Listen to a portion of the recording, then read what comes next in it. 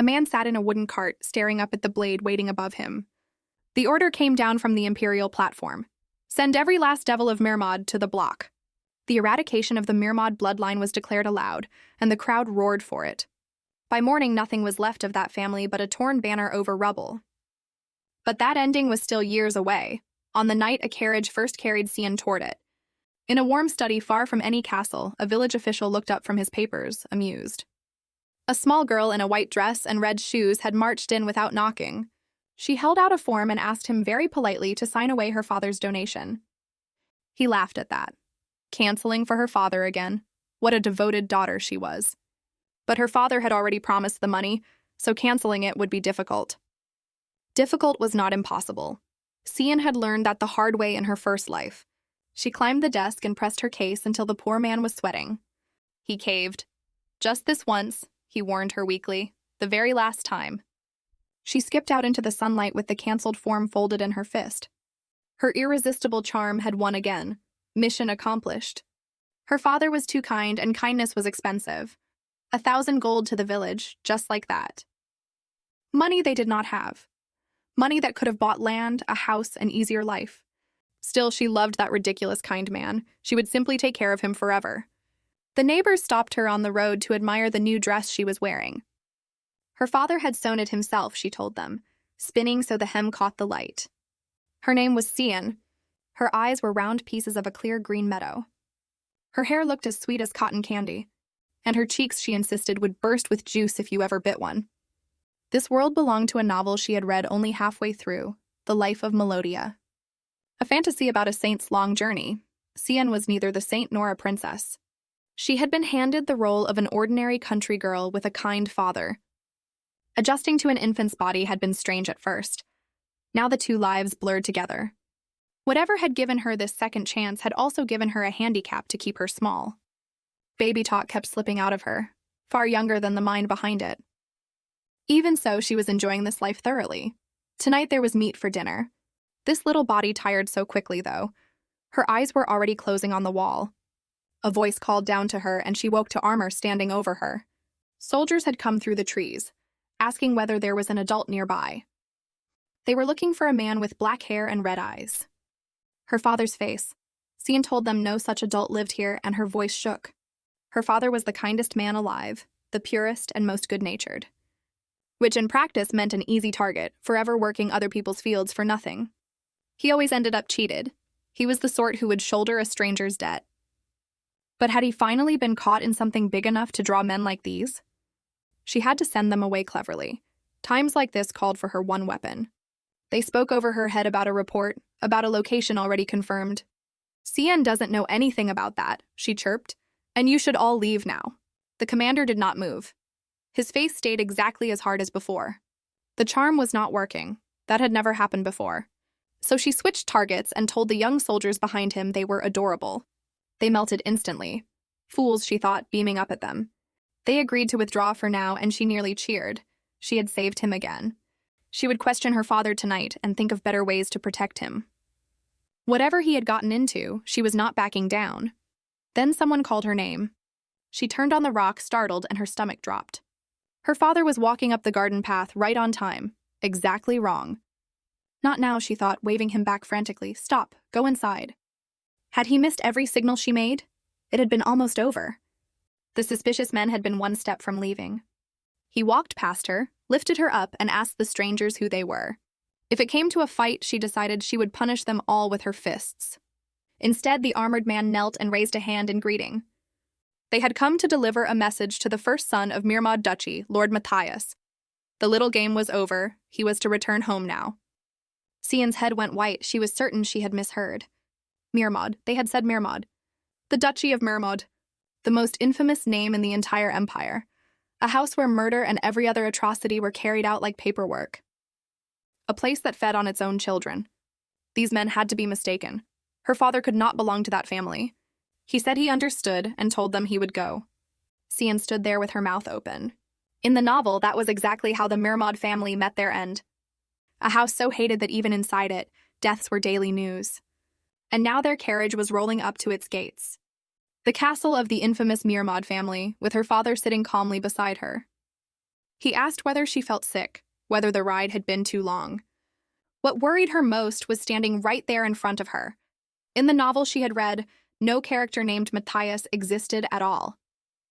Given how soft-hearted her father was, he might simply be a disposable extra, killed off in a single line. He did not fit a family like this, not one bit. He must have left for the countryside on his own and been dragged back.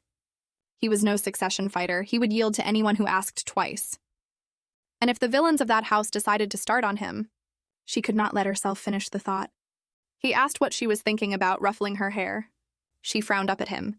She was wondering, she said, how the two of them would survive a place like this. He only smiled and told her she must be tired and that they should sleep. He was smiling. She was calculating their odds of living through the month. In this world, she had been living as an ordinary country girl, catching crayfish all day, eating meat stew, dreaming very modest dreams. That life was over now. So she would use every year of experience from her first life. She would take back the happy life she had with her father. All of it. She told him she would protect him no matter what. Soon the doors of the audience chamber would open, and the villains would walk in. She was not afraid. This was her second life. Her father took her hand and told her she did not need to protect him. Dad would protect her, his precious daughter. Long before the castle, there had been a farmhouse, a windmill, and a man who lifted her sky high. He never once put her down when she asked to be carried. His arms were thick from years of farming, and they were the safest place she knew. The veins stood out on them like rope, traces of a hard life he never explained. She used to insist she would protect him. He would laugh and say she could not even talk properly. He was a tease. She decided she would protect the tease anyway. What he wanted was simpler, that Cian be happy, healthy, and live like a normal child. She looked up at him and said nothing. A good father could not protect anyone here. This was a house built on knives. But when he pleaded like that, she had no way to refuse him. So she played along. If she stopped acting like a child, his face went quiet and dim. That was the whole trick of it. Give him the daughter he wanted to see. Which was how she ended up at dinner being asked why she would not eat her carrots. They taste bad, she said, and he told her the carrots had feelings and names. If she did not apologize, he warned, the carrots would say ouch. She stared at the plate with the dignity of a grown woman being held hostage. Then she apologized to the carrots. Her father said the same thing every night, that she was a child who deserved to be loved. He would go on saying it right up to the year it killed him. Fine, she thought, say it again. So she would have to protect that innocence of his. Heels came down the corridor of the castle, slow and unhurried. A woman stopped in the doorway of the dining hall and looked at the two of them. It has been a while, Mother, her father said without standing up. The word landed like a slap. Mother, the woman repeated. So he thought of her as a real mother now. Or should he call her Duchess Rukella instead? Cian looked between them. Nobody had warned her the reunion would be this violent. Then the name caught up with her. Rukella. Duchess Rukella, the ruler of the tower's peak. In her youth, she had killed every wizard she trained with and taken the tower for herself, ranked 4th of 12, an extraordinary talent by any measure. By the time of the novel, she was written off as a retired old woman, but she had once been the head of a villainous house, and heads of houses do not retire. Get into her good graces, Cian decided, and she would have a way out of this castle. Now that you have returned, Rukella told him, you cannot leave under your own strength. He had 3 options: become the successor, flee and live as a fugitive, or die. One of the 3. She said it the way other people discuss weather. Fugitive or death, Cian thought, and felt the floor tilt under her. And successor was worse. That road ended with her father in the ground. She had wanted to leave this castle. That plan was already collapsing. Keep your wits about you, they say, and you can survive even a tiger's den. Then the Duchess turned and asked what exactly she was. Cian pointed at herself. Me? What was that honey jar wrapped in cloth? The woman asked, looking her over. Cloth. She had called the dress cloth. This is not cloth, Cian told her. My dad made it for me. Her father said only that Cian was his daughter, and that she should greet her. Cian bowed. The Duchess did not look at her once. Rukella. Rukella. She turned the name over, hunting for everything the novel had said. She could not walk out of this castle alone. But there was one thing in her favor. Why did you bring that? Rukella asked. He said he wanted his mother to meet Cian. Later, the Duchess said. First there was the succession, and the trial over the demon's case. Her father's voice went cold. He suggested that subject wait. The demon's case of succession. Cien had never read those words in her life. Had she missed that part, or had this world already stopped matching the book she remembered? She did not get to finish the thought. Light tore across the hall, and her father was flat on the floor before she blinked. That arrogant attitude of yours has not changed, the Duchess said. It made her want to crush him. The Duchess hated being interrupted. Her fool of a father had interrupted her twice. At this rate, she would never escape. She would end up as food for crows? No, absolutely not. Which meant it was time to play the one card she had left. Small shoes crossed the carpet at speed. She told her father she would be right back and slipped out of his hands. He shouted after her. The Duchess asked what the little honey jar thought she was doing. Cien stopped in front of the woman who had killed a tower full of wizards. Grandma, she said at full volume. The room went white and silent. Her father froze mid-step with his fists still raised. If she was Dad's mother, Cien reasoned aloud, then she was Cien's grandma, correct? Nice to meet you, Grandma. Outside, magic still crackled around the castle walls like a held breath. Please take a good look at me, she thought, bowing her head as low as it would go. The Duchess said nothing at all. There was a scene in the novel where Rucella stood over the corpses of a thieves' guild. Nothing living was supposed to have been left in that ruin, but she had quietly walked the children out through a hidden path and never told Mirmod, the merciless ruler of the tower, showing mercy. Cien had read that passage twice. Of course, every child in the Empire was still terrified of her. Even the children of villainous houses ran screaming and called her the evil sorceress, which was why nobody had ever hugged her waist and told her they missed her. The Duchess stood perfectly still, red eyes fixed on the small arms around her. Cien squeezed harder and produced tears on command. The castle windows burned yellow against the night while the hall waited for a verdict. I am Duchess Rucella, the woman said, not someone you may casually call Grandma. Retreat, Cien decided, retreat immediately and regroup. Still, she had pulled the woman's attention off her father for a full minute. A win. Rucella looked down at her father instead and said he was quite something. Cien lowered her head. She was being scolded too, apparently. She said she was sorry in her smallest voice. It had been a long time, the Duchess said, since a child dared meet her eyes. Mind your words, mother, her father answered and lifted Cien away. The Duchess watched them go with something that was almost amusement. Cien blinked. Why had Grandma not blown the room apart this time? Worth another attempt, then. Goodbye, Grandma, she called over her father's shoulder, waving both hands. And the Duchess nodded back. Just barely. But she nodded.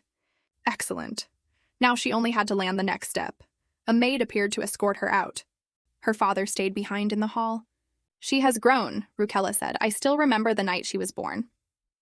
The hair, the face, that naive stubbornness, all of it came from her mother. Do not concern yourself with Cien, he said. Concern, the Duchess repeated. Once the girl loses her innocence, it will fade on its own. You have been speaking boldly tonight.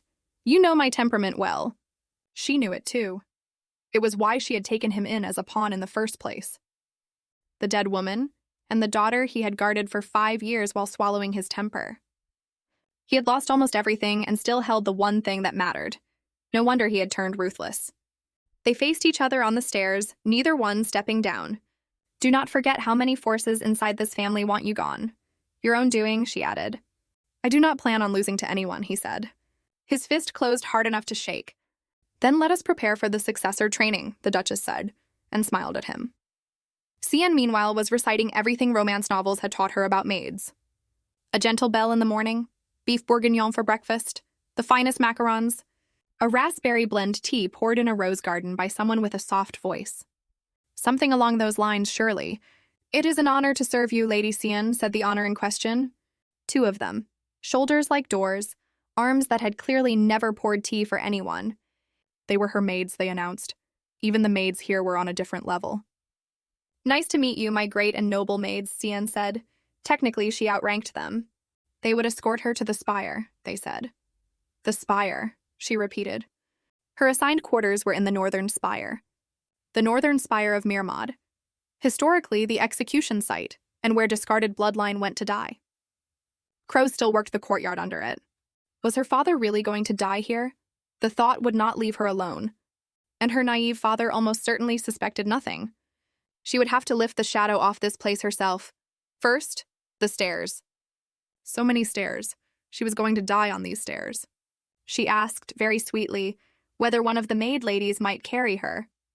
Physical health is mental health, they replied. They did not indulge lazy muscles. Not happening then. What was she even supposed to do in this place? By the time they announced her room, she could barely breathe. The door opened onto cobwebs, dust, and 2 birds nesting in the window frame. Cian screamed. This was a duchy. This was nobility. 20,000 steps and a room full of spiders. Those maids were working for her father's enemies. She was certain of it. First, escape the musty room. Everything else could be figured out after that. Then she looked up and stopped. A hand lifted toward the light and something gold flickered across her skin. Found it, she whispered. Above her, 2 small birds went on chirping, and neither of them knew what was already climbing the tower stairs. Years earlier, in a small house ringed by trees, a fever had kept them both awake. Her temperature had finally dropped, and her father would not stop checking. She told him she was fine and that he should rest too. He said he would sleep beside her instead and pulled a chair to the bed. He apologized to her, for what she never understood. He sat there in the dark with wet eyes until she fell asleep. When she woke, the yard had changed. Tall trees stood where there had been nothing, and he was waiting under them. He had heard the fruit made a body stronger, so he had planted a grove overnight. Let us live long and healthy together, he told his beloved daughter. That memory was the only warm thing she had brought into this castle. Her new maids began the morning by stretching before they drew her bath water. One of them asked whether her arms looked bigger. She had set a personal record lifting. If only they had the magic powder, the other side, their muscles could go further. The world tree of the devoted lifter, its holy ingredient, protein. Everyone hoarded it, so the price was absurd, and a maid's salary did not come close. They sighed together over the injustice of the market. Then, without warmth, one of them offered to fetch her water and change her clothes. Cold and distant to someone as cute as her. If she were a muscle child, maybe. So from the bathtub, she asked whether her old village had anything that built muscle. They mentioned exercise tools. No, she said. Something more like a medicine, a tree fruit powder. Powder, they repeated. Her village had been buried in coconut tree fruit powder. Outside, under the stars, her father stood looking up at the northern spire. This was the tower they had given Cian to live in. It was dangerous being so high. He climbed the stairs anyway. And the maids assigned to this tower came with rumors attached. The Cerberus of the Northern Tower, people called them, and never fondly. He stopped at her door and asked if she was all right, if she felt sick.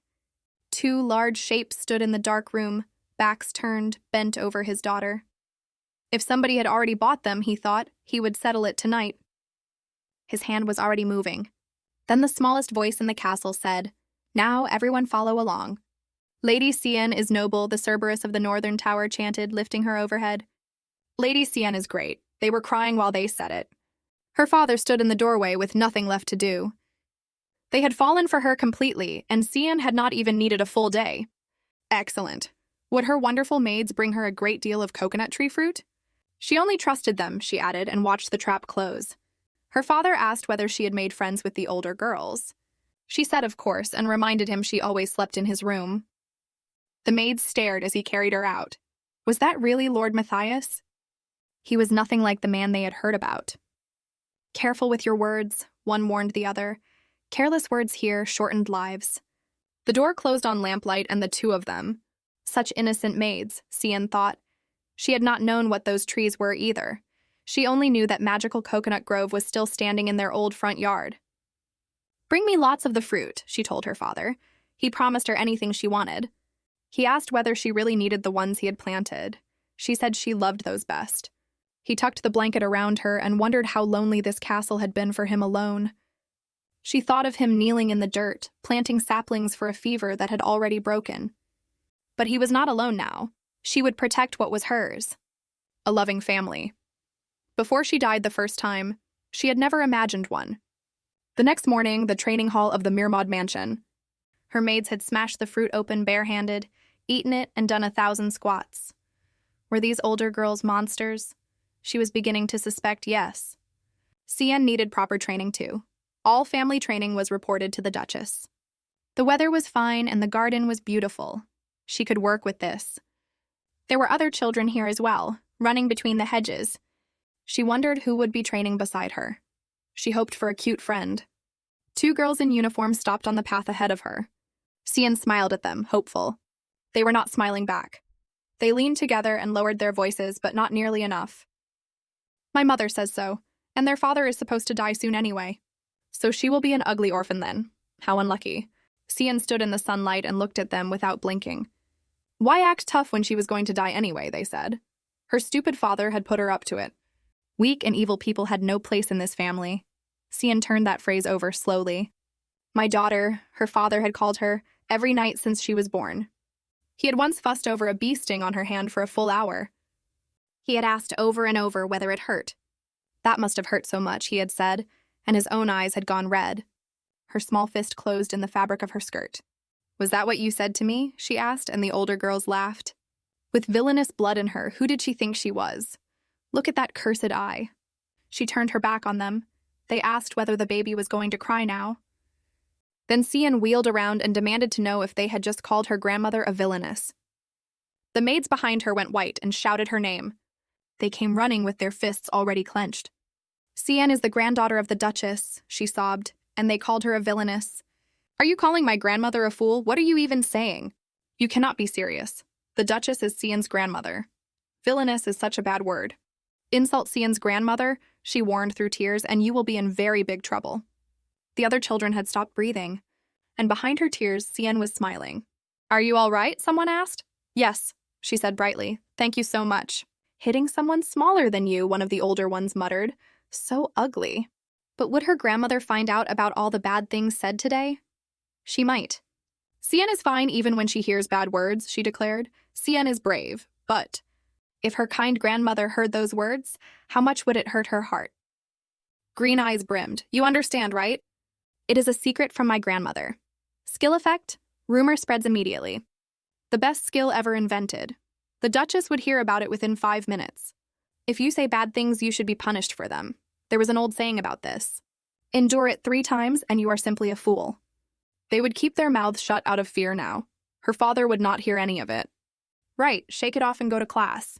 The annex of the mansion waited under a clean blue sky. His name was Leonhardt, and he had ended up in lessons beside the infamous daughter of Duke Matthias. From what he had observed of her so far, she seemed like quite an interesting person. Almost a shame, he thought, that her own father was going to kill her. Matthias Mirmod, the strongest, the most beautiful. He leaned on his hand and asked the girl what her name was. Chestnut, he called her. My name is not Chestnut, she said. It is Cian. Cian Mirmod, he repeated. Most children could not stop asking about his mask. This one had not glanced at it. Which made sense. She must have grown up somewhere curiosity was punished. She yawned instead. Used to hiding what she felt, he decided. He would know. He could always tell. Living in somebody else's shadow made everything clear. He was Leonhardt Mirmod. A man like Matthias would cut down anyone in his path, child or not. She looked small and weak and cute. No, that was not it at all. In the history of this family, he told her, there had never been anyone like Lord Matthias. Yes, exactly, she agreed, eyes shining. How did you know? He knew that look. He wore it himself when he thought about the people who had hurt him. A blazing look in the eyes. He knew it well, because he wore it himself whenever he thought about killing someone. Raised cheeks. He reached out and took her small hand. She flinched. Exactly, he thought. She knew she could die any day. But he would not die. He intended to live. Cian saw herself reflected in his eyes and did not like what was looking back. You are strong, Cian Mirmod, he said. So live. He smiled when he said it, and the smile did not reach anything. She sat down across from him with a book she was not reading. What was he laughing at, staring like that? She held the book a little tighter. Truly the only normal people in this entire mansion were her and her father. The classroom emptied, and the afternoon light moved across the desks. She had tried to fix her hair before training. Then a strange boy ruined everything. But one line of his kept coming back to her. Nobody like Lord Matthias in family history. Her father's kindness was unprecedented here, and even a child that small knew they might die. It hurt. It genuinely hurt. Her hand had closed on his collar before she decided to move it. Are you all right? She asked him instead. You do not look well. It felt like a thorn had gone in somewhere. She kept thinking of what her father had endured here. How lonely he must have been, surrounded by people who would leave him bleeding on a floor. But it was all right now. She knew the original story. Sian would protect him. She looked down at the masked boy with her fist still closed. He decided he must have reminded her of something painful. Two men were waiting in the schoolroom, a training supervisor and a discipline officer. They would do their best, they said, in a room with strange geometry painted on the wall. She introduced herself as the daughter of Matthias. Of Lord Matthias, she corrected. When she asked their names, they apologized. Personal details were not permitted. Understood, she said. Then let the lesson begin, they answered. A lesson. What exactly was the education level of children in this world? She leaned over to see what the boy beside her had been given. Multiplication tables, easy, about the same as the era she came from. Then she opened her own. On pragmatism, Epicurean philosophy, and the continuity of geometry. She had no idea what she was supposed to be learning. What counted as normal for a child here? She was confident she would not look stupid. She was on her second life, after all. But acting too brilliant had its own price. That could backfire badly. She would have to tread carefully. So she raised a hand and asked the teacher a question. What were they doing today? Follow the flow, she decided. Do half of what is asked. Since it was her first day, one of them suggested a picture book. The Waddling Princess Bunny. A daughter of the Mirmod family reading a picture book, the other snapped. Be reasonable. She has only just arrived in the capital, even so she is a Mirmod now. Sian and the masked boy watched the two adults argue over her head. So what exactly was she supposed to do here? One of them was gazing at her with the picture book clutched to his chest, close to tears. Wait, what was coming out of her mouth was nothing like what she was thinking. Lady Sian, one of them shouted, and something heavy hit the desk. Picture books were for children under 2, the other said flatly. Everyone knew that, even someone raised in the countryside with zero education. Zero education. Sian laid her hand on the paper in front of her. Sian will read it, she said, even if it looks difficult. Outside, the sun went down over the annex. Inside, a book opened. He had expected to tutor the child of someone powerful. Instead, he had a fallen heir's daughter. And a masked adopted boy who might be dead by winter. A pile of losers, he thought. He was a scholar of the academy. Did they think he was here to babysit? So he had handed the girl an advanced treatise on etiquette. Crush her spirit early before she got any ideas. Read it, then decipher and summarize the first chapter, he said.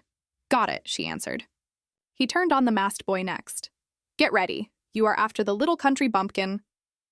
Look at how she holds a pen. No refinement anywhere. Her posture was a disaster. Any second now she would start crying and admit she could not do it. Excuse me, she said, raising her hand. I have finished. Thank you for the effort, he said. Let us see how ridiculous this answer is. The sound he made was not a word. Is there a problem with her interpretation? The other teacher asked, alarmed. The paper was shaking in his hands. Why is everyone acting like this? Sian asked, her eyes already filling. She had only written what seemed like the basics. Was that wrong in this world? Lady Sian, the scholar said on his knees, you are a genius. Something had gone very wrong. She should have written half as much. He promised to bring a harder book tomorrow. The discipline officer demanded to know about class. Hey, kiddo, said a voice behind her. The masked boy was smiling, and this time it looked almost real. Some things even a bad hand cannot hide, he told her. He had seen her talent. She laughed until her eyes watered. That honey jar wrapped in a rag, the Duchess murmured, touching her own hair. Did the attendant just say the child liked her best? There had to be a misunderstanding. The word best might be slightly ambiguous, he admitted, sweating. But Sian had defended the Duchess in front of witnesses. That much was certain. That honey jar had worried about her, more than she had worried about her own father. And in her first training session, she had performed remarkably. As expected of his daughter, Matthias said. Between the two of them stood one attendant who wanted very badly to be elsewhere. The Duchess decided a very small reward was in order. Her father put a hand on the man's shoulder. She was giving that to a child this young? The attendant nearly swallowed his tongue. Keep it secret until it is ready, Matthias said. He wanted something else first. A list. Every name that had spoken against Sian mattered more to him than any gift. Sian was clever, he knew, but she was so delicate she might break at any moment. A child who was easily hurt. That was how her father saw her. The Duchess found her sharp and decisive instead. The kind of child who would glare and point a finger no matter who was speaking. Then she asked whether he knew the Senate had begun moving to name him Duke. Elevation by the Senate cut both ways. An unprepared successor in the judge's seat would not survive it. So she really did want him finished, he said, smiling. Then he would prepare a counterattack. She offered champagne to celebrate the step toward his dukedom. He declined. He had to get back. He needed to see Cien. Storm clouds gathered over the office he left behind. Across the grounds, the lessons had just finished for the day. 2 maids were waiting at the garden path with their arms folded. Cien was to go straight to the northern spire. She was fairly sure she was being arrested. How was the boy beside her not frightened at all? Truly the air of a villainous house. Why? He asked. No law said they had to go straight back after class. It was Lord Matthias's own command, the maid said, leaning hard on the name. Why did everyone weight that word so carefully when her father was so nice? Your Highness, the boy started and then stopped. He was nervous. Then he would simply give her a gift instead. Was that all right? A gift, she repeated. The only things villainous families gave as gifts were bombs and poison. She did not want it. You said you wanted to live, he told her. Accept this and you can. She could live. She unclenched her fist. What was it? He held something out and her mouth fell open. A slender chain and hanging from it, a small blue wing. A healing fairy's necklace. A medium once used to call the ancient fairies out of the woods. Hardly anyone could summon a fairy anymore, so the thing was not expensive. Even without a fairy, the healing power sealed inside it could be drawn on a little. Common, perhaps. Useful if handled well, but she could not trust a favor that came free. The only person who helped her for no reason was her father, and in this family every gift arrived with a bill attached later. So why are you giving me this? She asked, holding the chain up. The boy looked away. Then he smiled, and it was a strange private thing. She had said she wanted to live. He thought it would be boring if she just died tomorrow. She had expected danger. She had not expected to be in it this soon. A maid was already fixing her hair while she thought. Could he put the necklace on her? She asked. He froze. Was he allowed to touch her? This would not work, he said, hand over his mouth. He might end up cursing her. So he ordered the maid to do it instead, and Cien stared at him. The clasp closed at the back of her neck. A little healing power. Her odds of survival had just gone up by 1%. He really was a good person. Thank you, she told him. She was truly, truly happy. It was nothing special, he said, and looked at the flowers. But she had a question. What was his name? They were friends now, so she needed it. Who were the relatively decent ones in this family, she was thinking. Leonhardt, he said. She stopped walking. Leonhardt, she repeated. Yes, he said. If his name was Leonhardt, then he was somebody very famous in the life of Melodia. He looked down at her, waiting with no idea what she had just remembered. He was the mad dog of Mermaud. Leonhardt, she breathed, clutching the toy in her arms. What a cool name. Cool. It was the first time anyone had said that. The mad dog went red to the ears. Maybe it was because he was still young. Right now, he looked exactly like a puppy that had just been praised for the first time. Leon seemed almost sweet. So why had the novel made him a villain? Me, cute, he was mouthing. Had he said something wrong? I have, he began, and then stopped. Until now, nobody had ever called him anything but pitiful. What kind of life produced that sentence? No wonder he had grown into a mad dog. Right now, he was innocent to the point of foolishness. This little villain might be surprisingly easy to win over. Perfect material for her side. So, did he want to have tea and snacks together? He said yes far too quickly. She reached back for his hand. Then a voice behind them said Daddy was here. Daddy, she announced, I made a friend. His name is Leonhardt. Behind her, both maids had started vibrating, low on protein, she assumed. Leonhardt, her father repeated, a friend. From now on, with our Cien and... Take good care of her, he said. Nothing about the sentence was a request. Yes, the boy answered, sweating through his collar. That night, Cien sat down and put the whole novel in order. A saint arriving like a comet, a crown prince in love with her, and crisis after crisis. Every crisis traced back to Mermaud, and inside Mermaud to the bloodline strife. 3 villains drove it. Delphia Mermaud, the Duchess's adopted daughter, training in the north. Selford Mermaud, son of the Senate chairman. And worst of all, the dark sorcerer Axel Mermaud. Axel wins the bloodline strife, becomes the iron-blooded duke, and turns the empire into hell. She had not met any of the 3 yet. especially not Axel. But when that day came, she intended to be ready. Recruit them or break them one by one. For now, the players who mattered were the Duchess, the headmaster, and the Senate chairman. The disciplinarian who had insulted her answered to the headmaster, so the headmaster disliked her. A trap was coming. She needed strength, and she needed to understand the necklace, which meant the library. All the information in this castle lived there. But a child her size would never be let through those doors alone, which left exactly one option. She was going to see her father. No, she would go and see him. Lightning worked at the top of the spire while she climbed. That is all, Matthias was saying to someone in a wide hat. I see. He would take the core of the Senate first. Every existing wizard had already been recruited.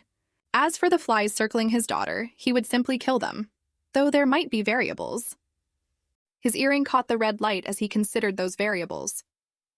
Take off your hat, he said. The man in the hat looked up, confused. Lord Matthias, what is the matter? He began, and then somebody screamed. It would be good to plant potatoes, her father was saying warmly. A garden under the spire. About 10 gold, the man said. Was that so? He was still learning city prices, her father admitted cheerfully. Stop, said a small voice from the doorway. Cian came off the floor like a thrown stone. Did they know how cheap potatoes were? 10 gold was robbery, she told the swindler. You should not doubt people that way, her father said, wounded. The man in the hat was taking direct fire from both sides. The world was full of bad people, she informed her father, climbing onto the desk. Out of 100, he reasoned, maybe one is bad. But this person is not one of them. Get out, she told the merchant. Dad, listen to me. You have to squint your eyes like this, she demonstrated, and shake your leg, like this, threatening. And finally, you do this. Do it that way and nobody would ever dare swindle anyone. Cian, her father said quietly. Where had she learned something like that? He looked genuinely frightened. Do not be scared, Dad. She hugged him tight. He said he did not like her doing that. This family was the problem. They had taken the kindest daughter in the world and made her this. He would have to clean all of it up. Clean what up, she asked. No, Cian, he said. It is like this. Strawberry syrup. He had been thinking of making strawberry syrup with her. Cian liked his cooking too. When Cian talks, he told himself, think about nothing else. First, she said, they would go to the library together. He smoothed her hair while she talked, and then they would find the way. He looked down at her, and one drop of sweat ran past his ear. A way to make this entire family kneel. She borrowed an armful of books from the library. None of them were any use. Reading yet another book, Lady Xian, the disciplinarian asked over her shoulder. Not that she would understand a word of it, he added. I can read, she said. Oh, really, he said. He plucked the book out of her hands. She ended up on the floor among scattered pages. Tut-toot. She really should behave more gracefully. That teacher was awful. Genuinely, thoroughly awful. He hated her, and she hated him, and lately the teachers had been whispering together. Leonhardt crouched down beside her in the courtyard, voice low. No child ever came out alive once that man decided to target them. He glanced around before he said the rest. Are they killed, she asked. Not exactly. He used something called the phantom maze, an illusion so vicious ordinary children broke inside it. They died of it. The mind collapsed and the body followed. Be careful, he told her. Anyone hostile to Lord Matthias would come for her first. She looked down at her own hands for a long moment. Had he frightened her? No, she said, smiling. Thank you for telling me. That night the tower stood black against the stars. Two shapes moved through the dark. The child was asleep.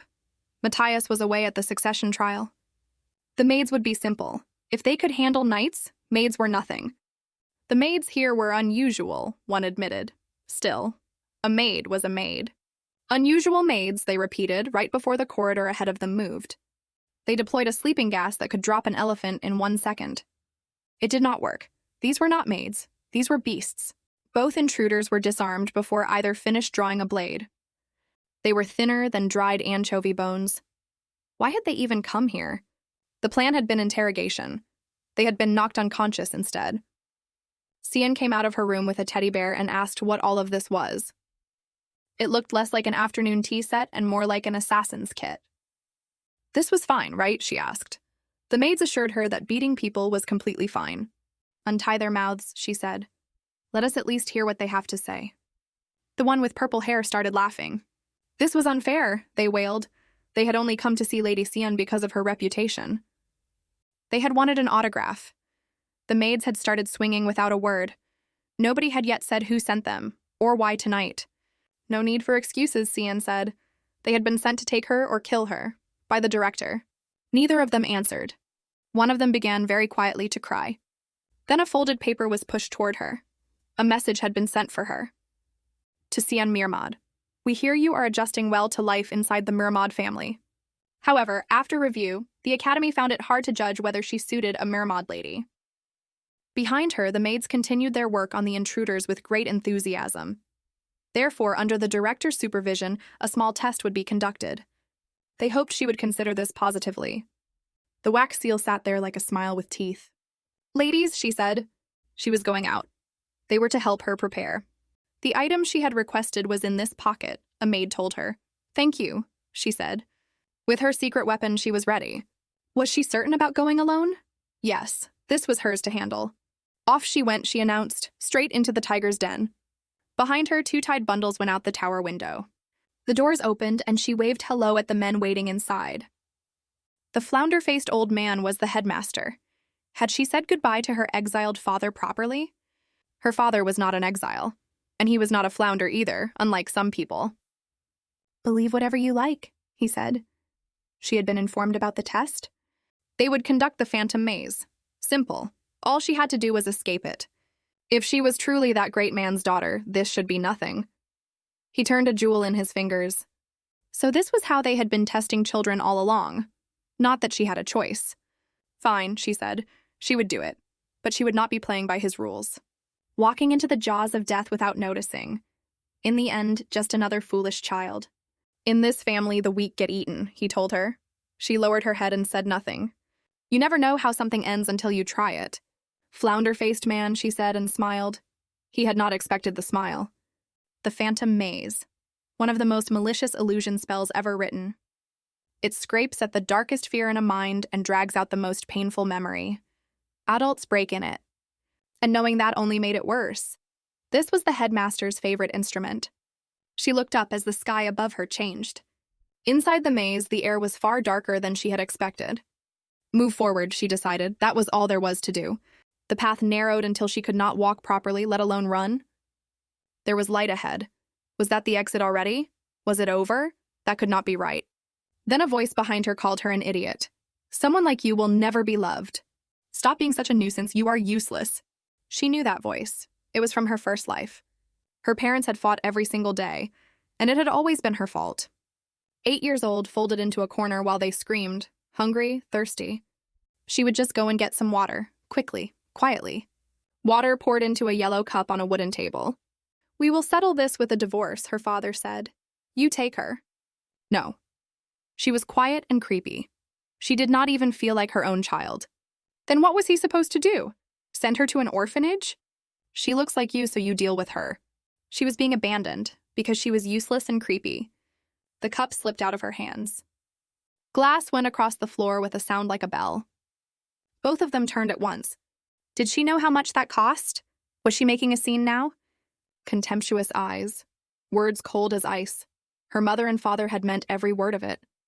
She had genuinely believed they despised her. She was sorry. She was so sorry. What did she say? Could she not speak properly? If she kept being such a bother, her mother said maybe they should both just die together. Who is your mother? She screamed. Who? A useless idiot who cannot even talk properly. A hand closed at her throat. Something broke underfoot. It hurt so much. She was on her knees in the glass, still apologizing. What was she crying about? At least clean up the broken glass since they fed her. Dad, she said, my finger's cut. It hurts. Do not call me Dad. There was no way somebody as useless as her could be his child. Please look at me. It hurts. Mom, Dad, please love me. The shards felt like they were going into her heart. So bold earlier, the headmaster said, watching her lie there, and now nothing. Exactly. A normal child breaks 100 times out of 100. He had been worried only because she was that demon's daughter. Then his assistant stopped talking mid-sentence. Headmaster, the man said. Xian Mirmod. She was lifting her head again. Xian, said a voice out of nowhere.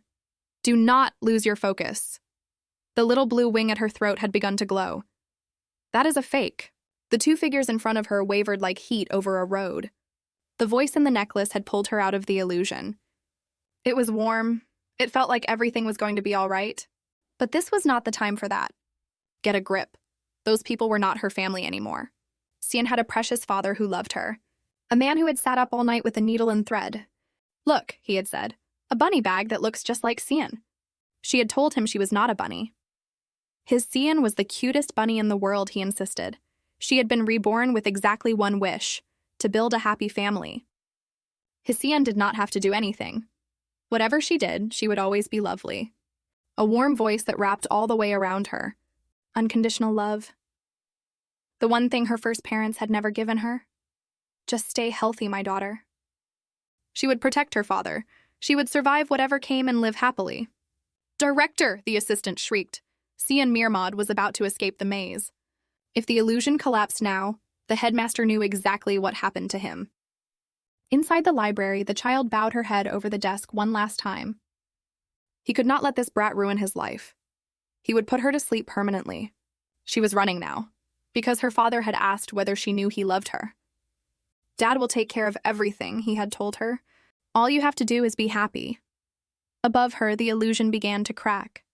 Her dream was to live happily with her father, and she said so out loud. The headmaster's face changed. Now it was Grandpa's turn. She raised the jewel over her head. Illusionist spells came with one critical limitation, and she had read about it in the library. Reflection. When an illusion breaks, the caster takes the entire backlash. The stone burst apart in her hands. A strong person might survive it. She stepped over two bodies in the broken glass. Teacher, hello, she said brightly to the man in the doorway. You.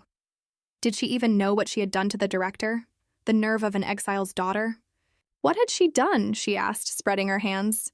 She had threatened his life. She had not even taken the test properly. Did she really think she would get away with this? He advanced on her between the shelves. Could she not work out what was happening here? She asked him. Are you stupid? Teacher, she said, are you not going to join him? She lifted something small out of her sleeve, and it caught the light. A low-grade artifact. A mirror that reflected back any spell she had just experienced. Single use, easy to rent, nothing impressive at all. But in this particular situation, that changed everything, did it not? He was on his knees before she finished. He had only been following orders. Really, poor teacher, she said. He could not help it. That was so sad. Should she forgive him? Yes, he begged, just this once. No. Men like him were bats, always switching sides the moment the wind turned. Fools, she said, and both of them went down. They would not be leaving this room for a long while. Evil people have horrifying nightmares. Then she remembered the light from the necklace inside the maze. Thank you for protecting me, fairy, she said to nobody. Behind her, the doors blew inward. A man stood in the wreckage with red eyes and blood on his ear. Nobody in that room would live long enough to explain what happened next. Dad, she said. Sian, he answered, and his voice cracked in half. She had never heard him make that sound before. Her face went hot. Dad. Maybe it was the child's body, but seeing him drained every bit of tension out of her. There, my Sian, sorry for coming late. Let us go back to the mansion, he said, lifting her. Over her shoulder, he looked at the two men on the floor and decided their hearts would burst. Even so, he said, he had told her not to follow bad people. What if something had happened? What exactly had happened then? She could hardly tell him she had planned all of it. Nothing, she said. She thought about him, and the illusion broke on its own. He looked at her for a long moment. As long as she was safe, that was all that mattered. But be careful next time, Sian. She must have been shaken. How about starting with some sweet cake? A cream roll with strawberries arrived in front of her. Was it good? He said watching her eat was enough to fill him. In her first life, a man had screamed at her never to call him dad. She looked down at the plate. But this one had told her it was fine to be useless. Sian was beautiful exactly as she was. Even if she was not kind, what if she broke every expensive cup in this castle? She poked at the strawberry on top. He laughed. He did not care. She was his daughter. Break 100 and he would buy 1,000 more. Her eyes spilled over before she could stop them. It was fine not to be kind, he said. It was fine to be very bad. He only wanted her happy. She was going to cry again. If she cried, he would worry. Yes, Dad, she managed. When had that word started doing this to her? Cien, he said, panicking. Had he said something wrong? He apologized. He had never been anyone's father before, so he was clumsy at it. He had done nothing wrong and he was already apologizing. How did someone this pure survive? Her throat was too tight to answer. He was the best father in the world. He gathered her up and she let him. She could not keep crying forever. She needed to get stronger. To feel happiness, she had to survive first. The director was handled. She had time to prepare. Today's opponent had relied on the same trick over and over. The next ones would not. But if she widened her influence step by step, she could survive here with her father. Which meant staying out of sight until she had built her strength.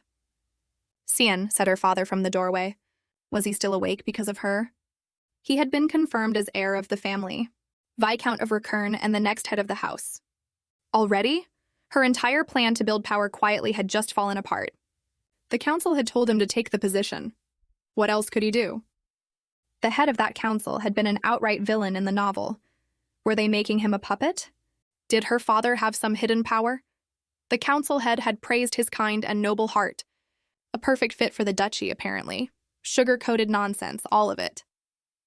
They were plotting to use her sweet father. That council head was targeting him. What was she supposed to do now? Are you feeling sick, Cien? He asked. Once Axel heard about this, he would come for them first. What? Her father said, tilting his head. She could see it already. Her father manipulated by the council, then killed by Axel. Once a man is named heir, giving it up does not save him. Every rival in Mirmod hunts him, which left only one option. Help him become a capable duke, safely. I will protect you, Dad. You will make an amazing duke, and Cien will back you all the way. He beamed at her and she went scarlet. Really, my daughter? Just hearing that gave him strength. There was a long road ahead. He held her from behind while she smiled at nothing. This was no time to relax. Had he forgotten what she taught him last time? He had to train. Stand firm like this, chin up, and the legs like this. And most importantly, listen and repeat after her. She delivered a string of words no 5-year-old should know. Cien, he said, where on earth had she learned such terrifying language? Who told her that? Who was it? She realized far too late that she had overshot. The next morning arrived over the towers, cold and bright. He had scolded her for a full hour. Dad, you dummy, you do not understand how I feel. Once he took the viscountcy, every villain in this family would come for the inheritance. She was still glaring at the wall when the maids found her. Was she struggling to choose today's snack, they asked? Strawberry cake or chocolate? No, she said, to live or to die, that was the question. The director and the discipline teacher had died suddenly, so training was suspended. Odd. They should have wandered the maze far longer than that before dying. Lord Matthias was heir, the maids reported, and the Duchess meant to gift Cien a mansion. They were so excited to serve her. Thank you, everyone, she said. Apparently they intended to stay with her forever. When she grew up, she would build them a gym. Both maids nearly fainted. No need to thank her sisters. After all, their fates had just moved considerably closer to death. In the novel, the true villain was Axel Mirmod, and news of her father traveled fast. That man was eaten alive by his hunger for power, and he was fond of bloodshed. During the Bloodline Rebellion, he purged everyone in the family who stood in his way.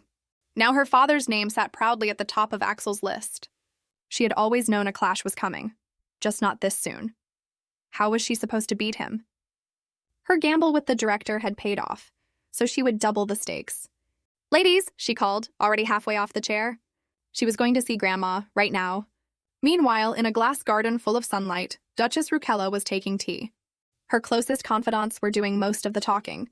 Lady Delphia was making noise about entering the heir selection through summoning magic. And they had heard the academy director died in his sleep, quite mysteriously. Then they would simply appoint a new one, the Duchess said. She drank her tea with her eyes closed. Even the news of her own son becoming heir had not moved her face. Clearly nothing under discussion interested the Duchess at all. One of them decided to change the subject. She had heard Lord Matthias had a daughter, and that the girl was remarkably bright. Matthias's daughter, the Duchess repeated, and set down her cup. Unbelievable.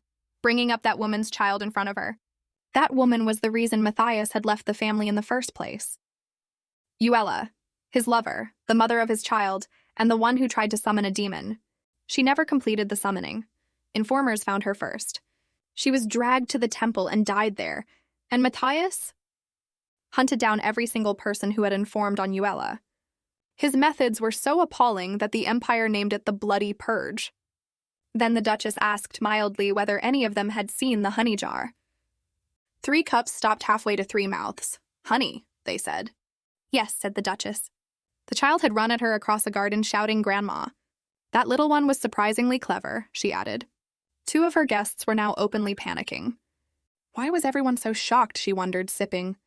Could it be that the Duchess actually liked that child? Yes, one ventured. Lady Cian is indeed remarkable. Truly impressive.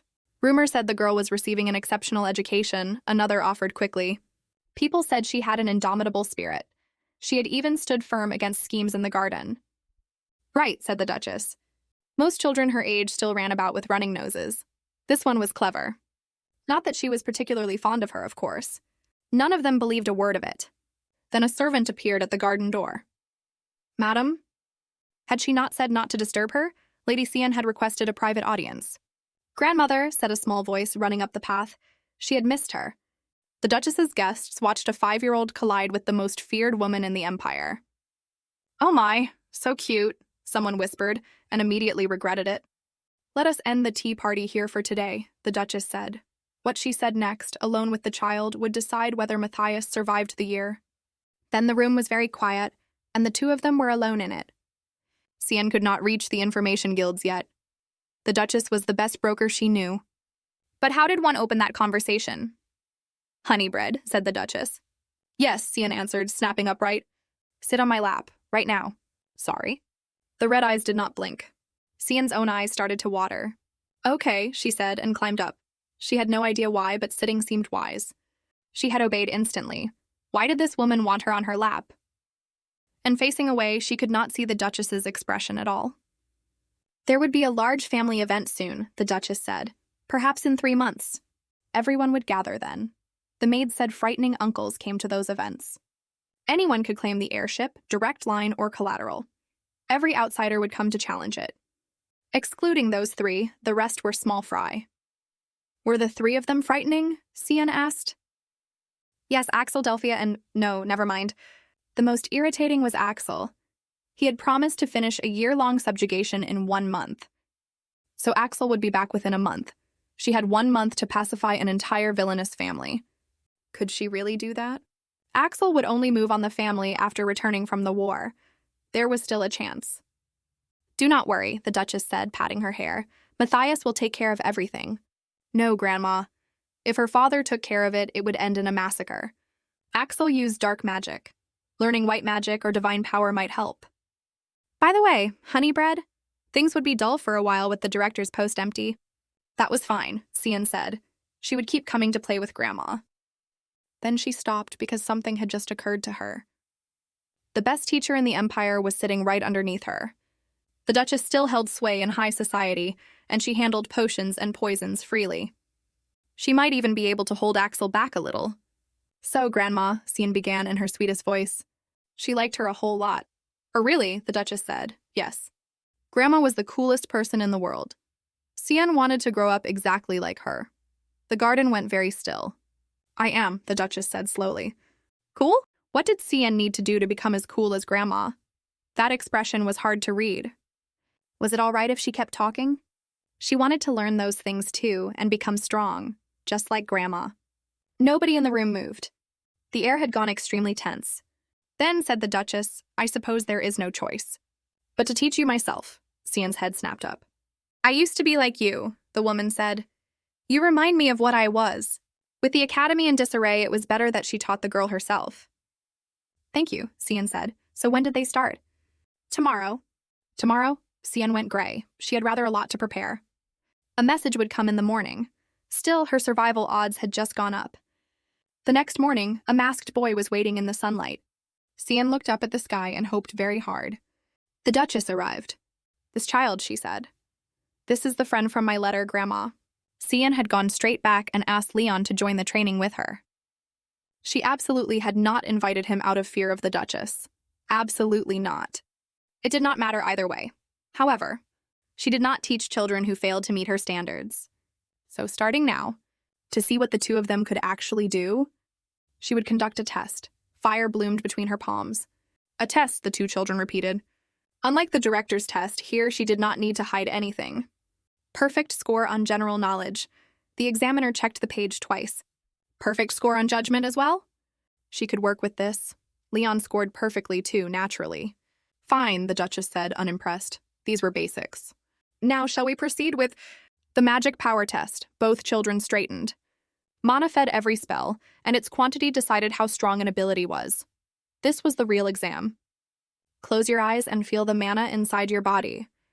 She would measure what had accumulated. They stood side by side in the blue light. You first, the Duchess said to the boy. Leonhardt would one day be ranked beside Axel. How much would he show? I see, the Duchess said, and something in her voice changed. He was nothing like his parents. She could not even measure the amount he carried. Parents? The novel had never said a word about Leon's parents. Trained properly, the Duchess said, he could become a formidable talent. Cian was glad he was hers. But you, the Duchess went on. You are staying in Axel's mansion, are you not? Nobody moved in the courtyard. Leon looked straight ahead and said nothing for a while. Why be so close to Cian when he could be learning from that man instead? Axel or whoever, he said finally. He just wanted to be near this little chestnut. Then he smiled. Was he insane? They called him the mad dog of Mirmod for a reason, and he was talking back. If she ended up on the Duchess's bad side over this, that is quite a satisfying answer, the woman said. What? Cian said. What exactly did she like about it? But that mask, the Duchess murmured, reaching for it. Do not touch it, not the mask. Leonhardt again, Cian thought, watching the Duchess's hand close into a fist. The boy had gone very pale under the black porcelain. You are trembling, she said, are you not? He was clearly the rude one here, and he looked like a frightened cat hissing at a wall. He looked anxious, he looked lonely. So she took his hand, and she did not let go. He tilted his head at her. Well, said the Duchess, that is enough out of you. Here, Honeybun, your turn. Grandma, Cian announced, Cian is ready. A gloved hand settled on hers and purple light spread out around them. Leaves drifted down across an empty sky. How? The Duchess said. She could not find any. Not one trace of mana. What? Cian said. Both children stared up at her. It was not weak. There was nothing there at all. Was her body really that useless? But she could feel something bouncing around in there. Surely that counted. It was genuinely strange to feel nothing whatsoever. The Duchess had never seen such a case. Was this the penalty for being reincarnated? Cian felt her soul leaving through the top of her head. She was not useless just because she could not produce mana. The Duchess had been like her once. The lessons would proceed another way. Her mind was sharp. She would make a fine administrator. No, an administrator could not stand in front of Axel. She could not afford an extinction ending. Then she stopped because an idea had just landed. Grandma, she said, there is a place I want to go. Where? The Duchess asked. In this world, magicians were not the only special ones. And she knew who the strongest were. If she could not become strong, she would simply surround herself with strong people. Melodia spread love even to those who did not believe and comforted the guilty. Her divine power was extraordinary, but she also had relics from the gods and holy knights. With them, she fought the villains, Mirmod included. She was first called a saint at the Sanoa Temple. That temple held the relics and the knights Melodia would one day find. And there was one in particular, the strongest holy knight who guarded her, Holy Knight Ted. That man had to be hers. The Sanoa Temple, the Duchess repeated. Not a difficult request, but the temple was small and rural, which made it discreet. It was still a temple. It would be hostile to Mirmod, and her Honeybun could walk into something ugly. She could not escort her. Cian clasped her hands and looked up with the full force of her face. Well, then she would send the Honeybun off with a gift. A gift, the two children said. Nothing special, but it would be useful. The Sanoa Temple. Thanks to Grandma, they arrived without any trouble at all. Leon had told her not to be scared, just go and come back. And she had brought the maid sisters. Now, according to the original story, all she had to do was land the Holy Knight. Divine power was the direct opposite of black magic. It would be a serious help against Axel. Wait for me, Holy Knight brother, she thought, and started up the temple steps. She had no idea the temple already had plans of its own for a Mirmod child. Why did the stairs never end? She was going to run out of body before she arrived. Cian, one of the maids said, turning around. Please get on our backs. It would be much more comfortable. Thank you, maids, she sobbed, and was hoisted aloft. Alone, it would have taken forever. On their backs, she reached the temple center in under a minute. Cian, one of them said. The two of them were suddenly very interested in the ceiling. They had to leave. Now, sorry. A holy temple opposed Mirmod, so they could not stay. They would find a way. She should wait inside. The villainous family opposed to the temple. Of course. It was fine, sisters. Cian was all grown up now. She would be back. Please be careful, they wept. They would catch up soon. She had charged in recklessly. Now how exactly did one find Holy Knight Ted? She could hardly search every corner of the place. Then, there were people ahead, young priests by the robes. Hello, she called, waving. One of them tilted his head at her. Had she come to donate money? They would take it first. Was she being extorted right now? Look at her clothes. A noble? She was alone, so maybe she had been thrown away. Looked like it. No maids anywhere. Was she a beggar then? She was not abandoned. Her father said she was the most precious thing in the world to him. She meant to say it out loud. Her body would not move. Was this the old life reaching up through her? Was she stupid? One of them laughed. She heard them and she was not answering. Look at all that fat, probably abandoned for being a pig. These children. Her father was not someone like that. Now they were insulting him too. That was enough of that. She was not a beggar. She was looking for someone. So, get out of my way. Two of them went backwards over their own feet. Get out of our temple! One shouted, grabbing at her, using violence on a small child. Filthy. It hurt. Hands closed in her hair and she swung back anyway. Stop it, she said, standing over them. What is going on here? She still had a fistful of one boy's sleeve when the voice arrived. Young priests, it said, you must not bully your friends. Cian looked up. Blonde hair, blue eyes. Tall, dressed in white, sword worn on the left.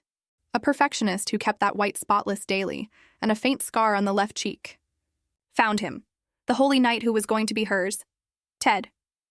The priests scattered into a semicircle around the man with the sword. I did not torture her, one of them said immediately. She was causing trouble first. They were the victims here.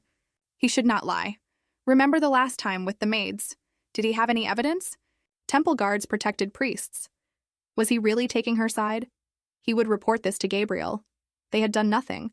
She had caused all of it on her own. Forget it, one snapped. Just clean that up quickly. Even this young, they knew priests outranked knights. So that was how it worked here. She had meant to let it go because they were children? They really had not bothered her? They really had not done it? Then she opened her fist. What was that cheap bracelet? One sneered. Then the stone in it began to shine. Look at those flabby arms, the recording said in his own voice. A pig left behind. Cian beamed. Not a misunderstanding after all. A protective gift for small children, from her grandmother. They had said they never tormented her. Liars. So what were they going to do? With evidence this clear, would they really keep it up? If they continued, she warned, she would call her grandmother. A beggar's grandmother, they scoffed. Her grandmother was Duchess Rukella Mermod. In this world, scarier than any bogeyman.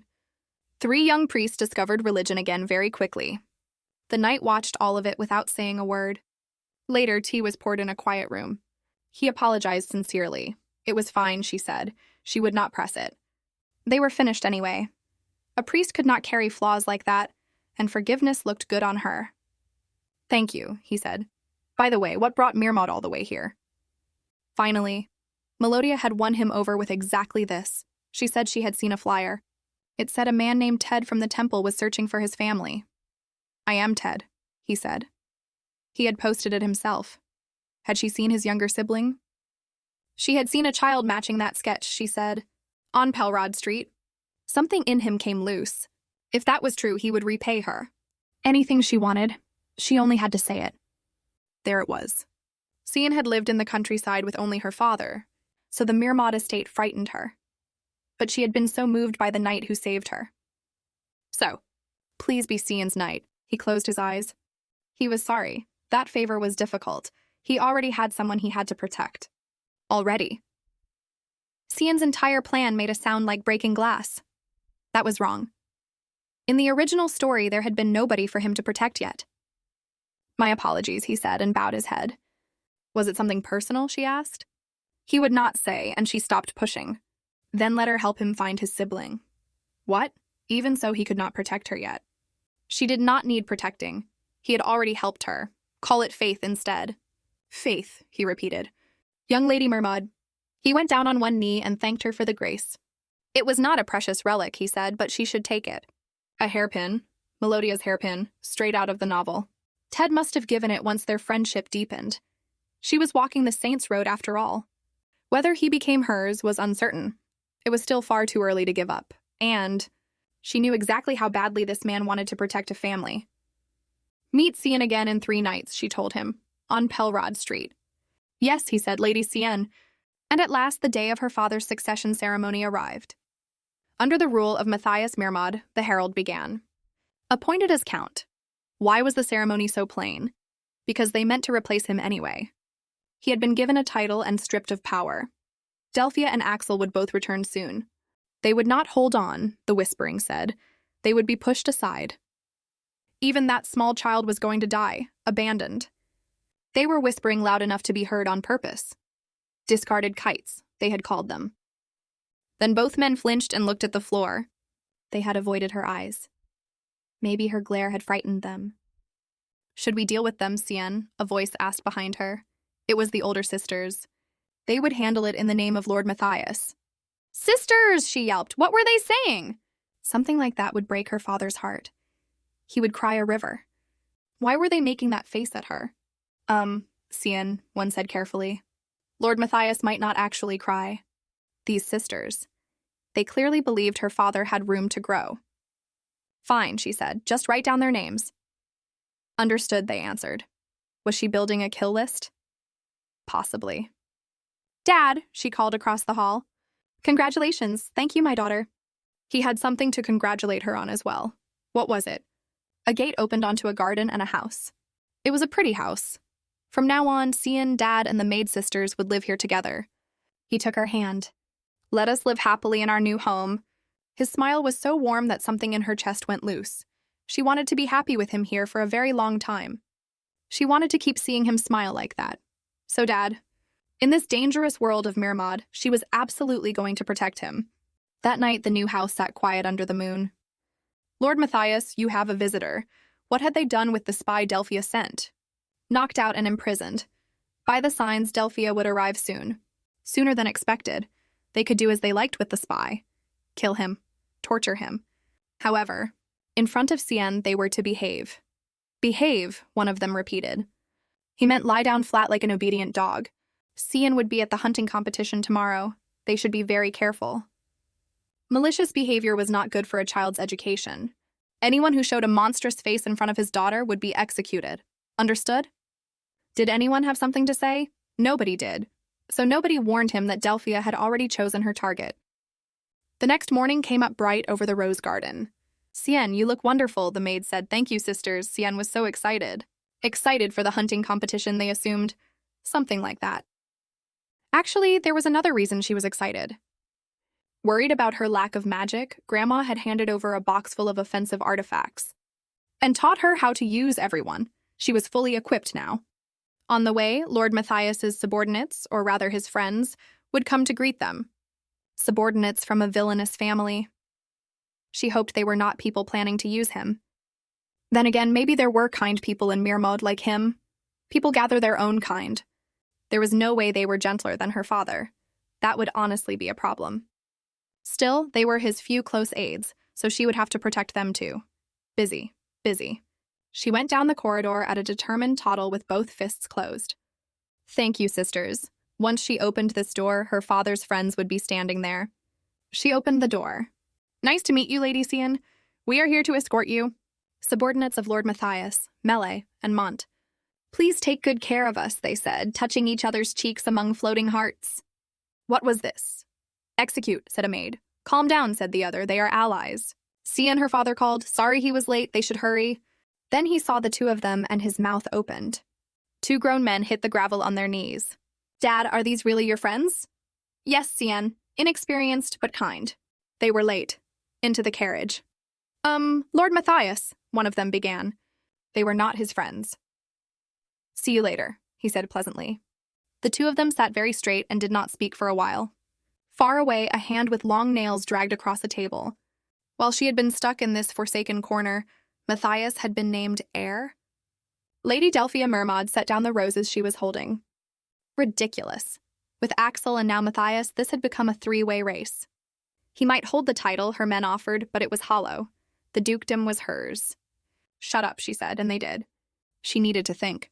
What did Matthias treasure most? Her heels stopped in the middle of the floor. Ah, that daughter of his.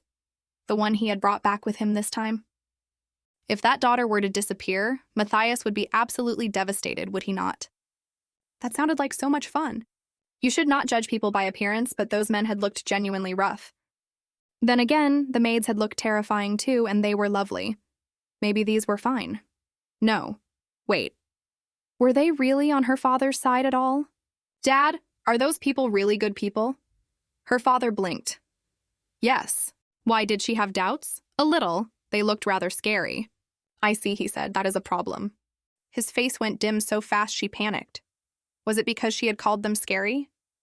She was not scared at all, she insisted. If anything happened, she was fully equipped. They were not frightening people, he said, so she could trust them. He would have a word with them. They were really good people. But her father thought everyone was a good person. So there was no other way. She would observe them very closely at the hunting tournament today. In the carriage ahead, one of those good people was quietly weeping. He did not want to die. He had said the ribbons were a bad idea. Perhaps he should have worn the starlight brooch.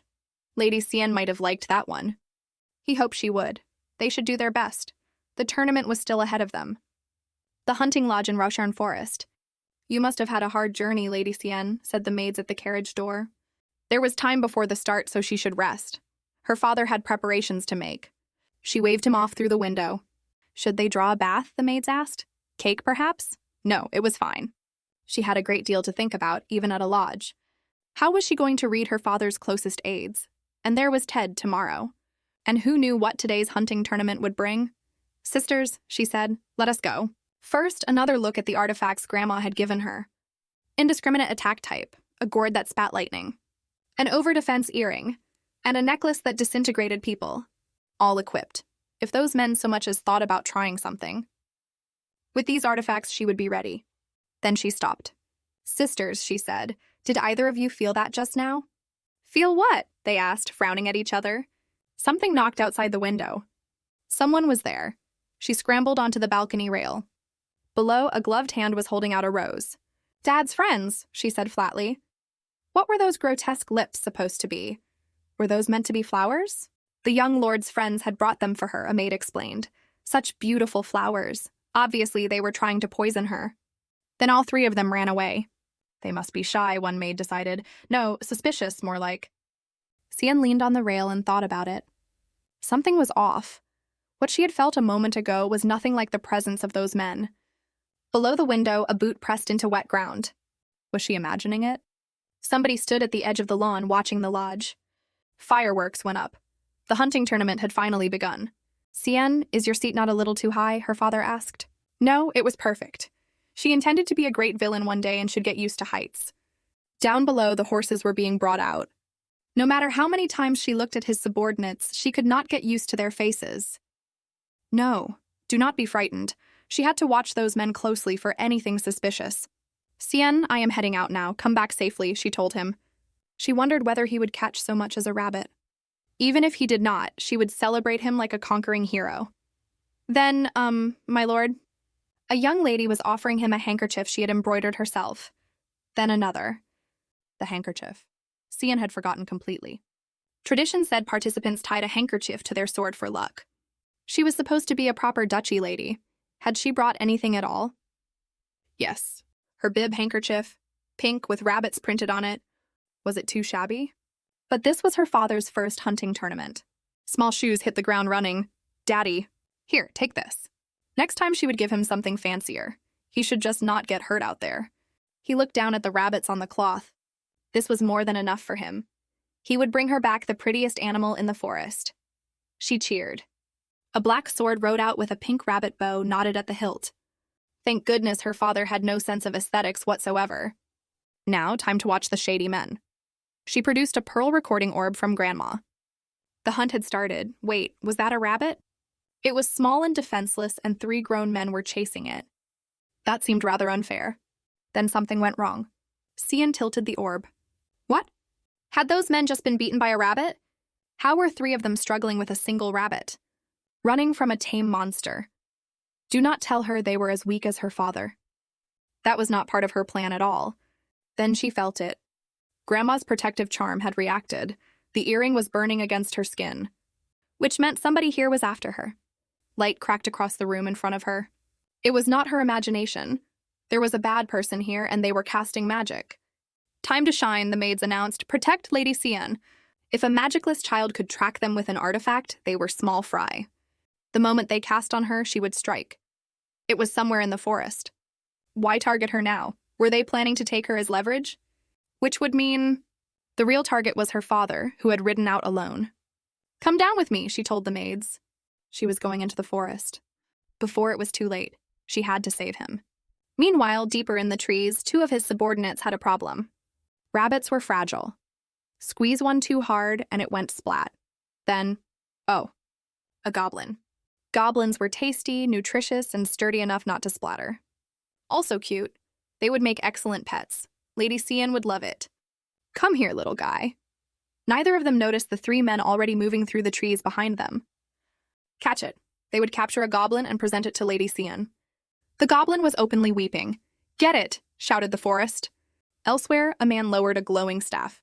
The target could not be taken. The exile Matthias had put a barrier around the platform, standard when nobles gathered. Better to lure the child out instead. Where was Cian Mirmod? Cian, said a voice. Yes, today's target was Cian Mirmod, one of them explained, and then stopped. A small girl was standing on the path looking up at them. Did they say her name? Were they talking about her? Nobody said anything for several seconds. The real Cian Mirmod. 3 professional kidnappers made 3 identical faces. What a stroke of luck. Kid, what are you doing out here? I got lost, she said. So, mister, could he take Cian home? Of course, he said. Naturally. But why was Mister here? Had he got lost too? A very important person had hired them. They were in the middle of a job. Hired. That must be a very cool person. They worked for someone very beautiful, they bragged. She might even meet them soon. Cian liked pretty people, she said. They were spilling everything. Grown men let their guard down completely around a child. Hey kid, want some candy? A gloved hand held out a striped sweet. No thank you, mister. Even if she did not want it, she was going to eat it. Then the man's face changed. Candy, Cian said brightly and closed her fist. Something small and gold left her hand. The clearing came apart. Birds went up over the trees for half a mile. When the smoke cleared, 2 kidnappers were tied to a trunk. She recognized those faces from wanted posters. Child abductors. The maids were tidying up. What should they do with these idiots? The maids asked. Just say the word. Leave them here. Their employer would deal with them for failing anyway. But who is this beautiful mastermind? Having failed once, they would certainly try again. By then, she would be stronger. Let them try. And she had tested her artifact. She had nothing left to fear. The tournament seemed to be ending, Lady Cian, a maid said. What? Hurry back before her father arrived. If he learned she had gone, he would be devastated. The camp came back into view, tents bright on the grass. Small Shoes crossed the path at speed. Good, he was not back yet. What had he caught? A deer? A fox? Something genuinely impressive? Then 3 riders came up the road. Daddy! He was grinning before he even dismounted. He had made it back safe, thank goodness, and judging by the sack, he had caught something. Her father was the best. Something inside the sack was tied up and struggling. Cian looked at it for a while. What is it? She asked. This, my dear, is a very small and cute goblin. What did she think? Cute, right? It was an adorable pet, also a highly nutritious complete food. Was she supposed to eat it or raise it? More importantly, it was ugly. Ugly and frightening, and also small and weak.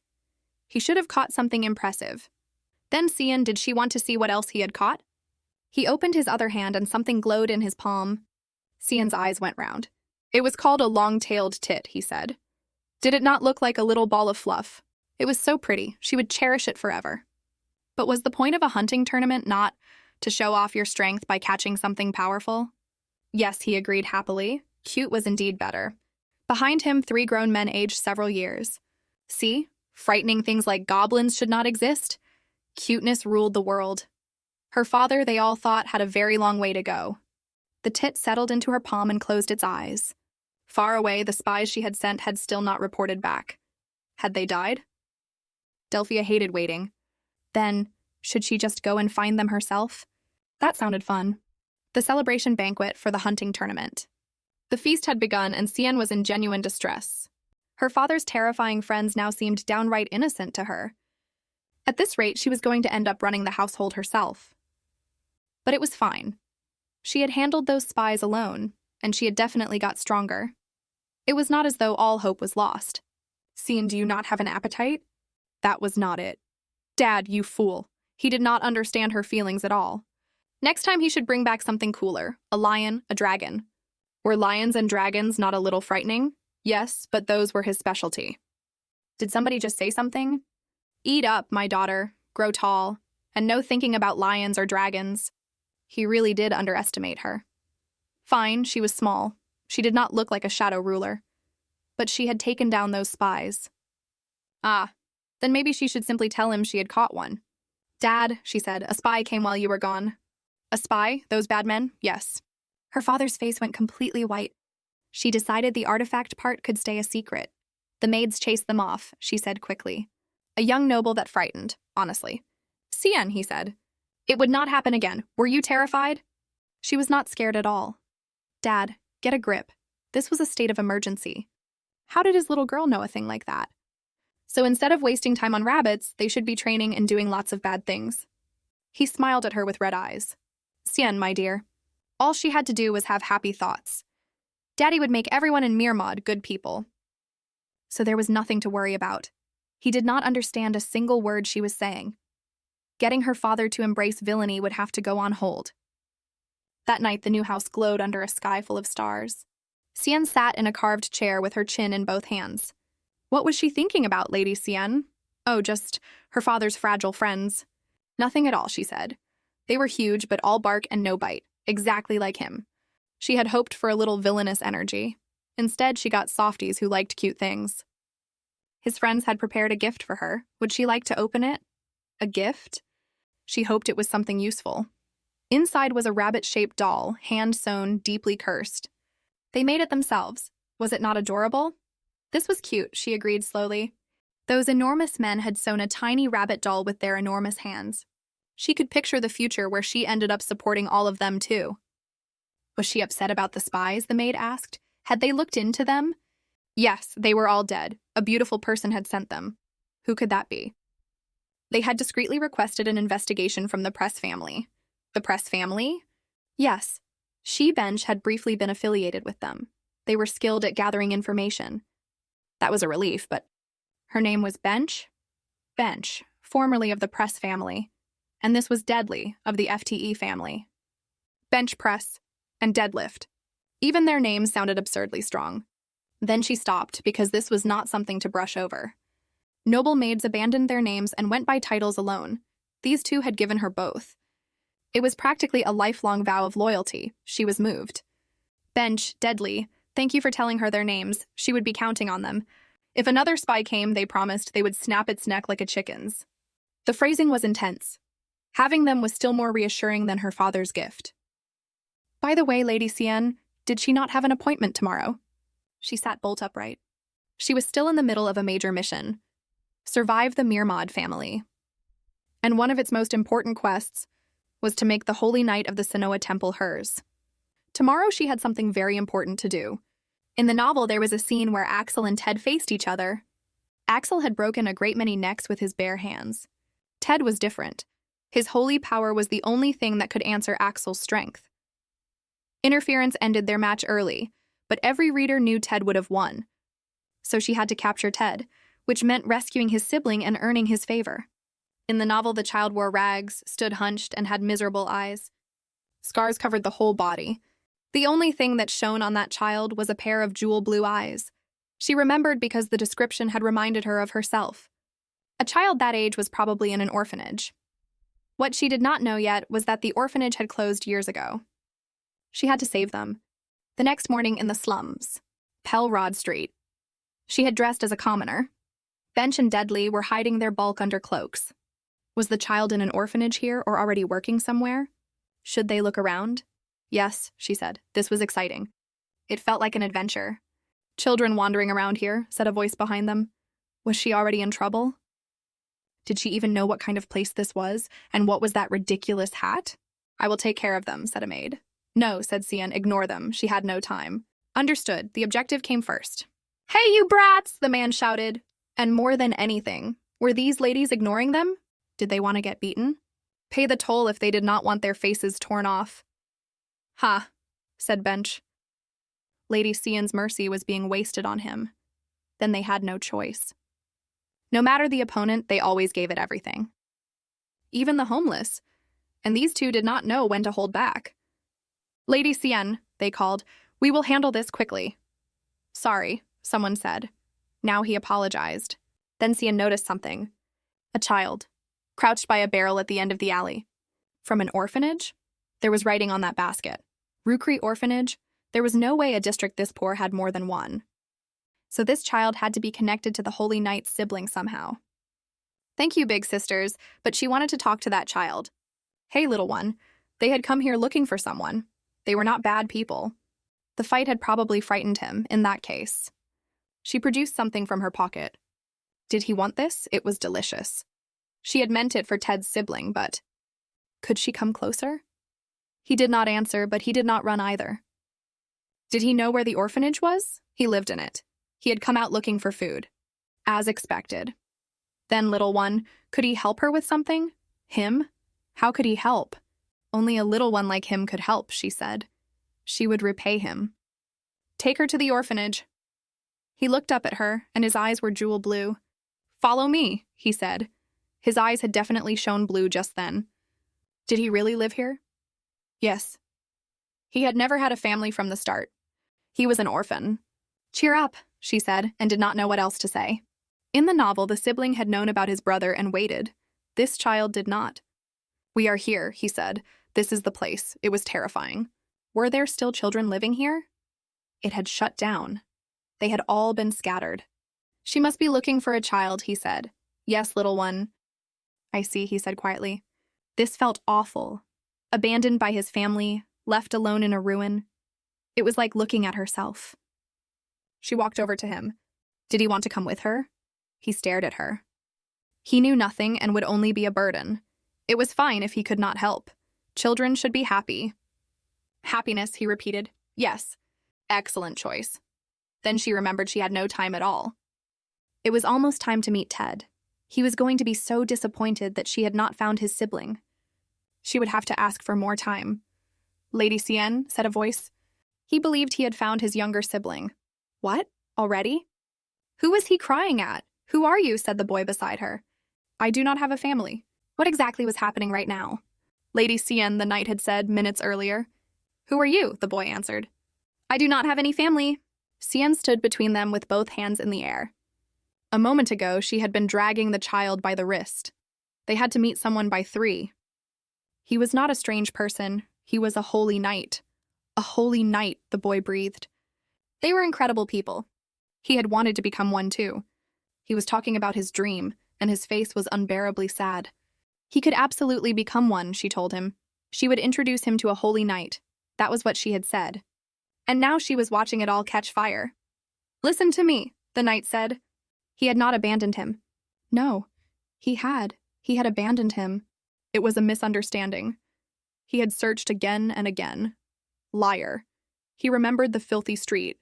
He had stepped into a side alley to avoid drawing attention, the knight said. And then, instead of a tearful reunion, they were shouting at each other in the road. What was she supposed to do now? He left him behind and became a holy knight. The boy's fists were bleeding. They had been so poor. He could not find him. He was sorry, Ashid. Do not call me that. Wait a second, said Cian. Ted, did you abandon your little brother? Absolutely not. He had searched the entire time. He had never left this place. He had never even looked anywhere else. Ted's feelings for his brother were real. That much was obvious. But the boy did not know that. She had read the novel. He had only lived it from his side. Besides, He was trembling. Maybe he was afraid of being left again. They needed time. I have a suggestion, she said. She would look after his brother for now. They should calm down and meet again in 2 weeks. What? Lady Mermaid taking an Ashid? Impossible. Ashid was his brother. Would it not be better to give the boy time to think? Let him decide himself. The boy began. Then he ran for the carriage. Young lady of House Mermaid, please take good care of my younger brother. If she did that, then he was hers. She would take good care of him. It was not that she wanted to win Ted over. Still, he would think it over. One thing he could promise. He would never forget the kindness she had shown him today. She really did hope things worked out between them, and she had earned his trust. She might have just secured a fortress that could defend against Axel and counterattack. I am in your care from now on, the boy said. Thank you for taking me in. Her conscience made a small, unpleasant noise. But still. All right, kid. She was going to help him. She took his hand as the light went gold over the street. From now on, he would walk a path full of happiness and flowers. That part was sincere. He smiled at her with his eyes shut. Behind them, 2 enormous maids were openly sobbing. Why are you crying, big sis? Nothing. First thing when they got home was a proper bath. Meanwhile, in a lit hall far away, somebody was walking. That little demon brat did this to us, a prisoner was screaming, so noisy. Get rid of them. Yes, sir. How dare they? Calling his beloved daughter a demon. A gentle soul who would not step on a stray weed. A precious child so full of love. And now Delphia was involving herself as well. This was becoming troublesome. Delphia Mermaid, Axel Mermaid, the Senate, the imperial family beyond them, and the Pope. All of them had to be erased without a trace, and one misstep would collapse everything. The Pope had to be dealt with to avenge Uella's death. Delphia first, a formidable mage, but not invulnerable. The real problem was Axel Mermaid. He still had not found a perfect way to destroy him. Then a voice said, Daddy. Cien? She was beaming at him from the doorway. Say hello, she told the boy behind her. Her father's expression did something complicated. This was her new friend.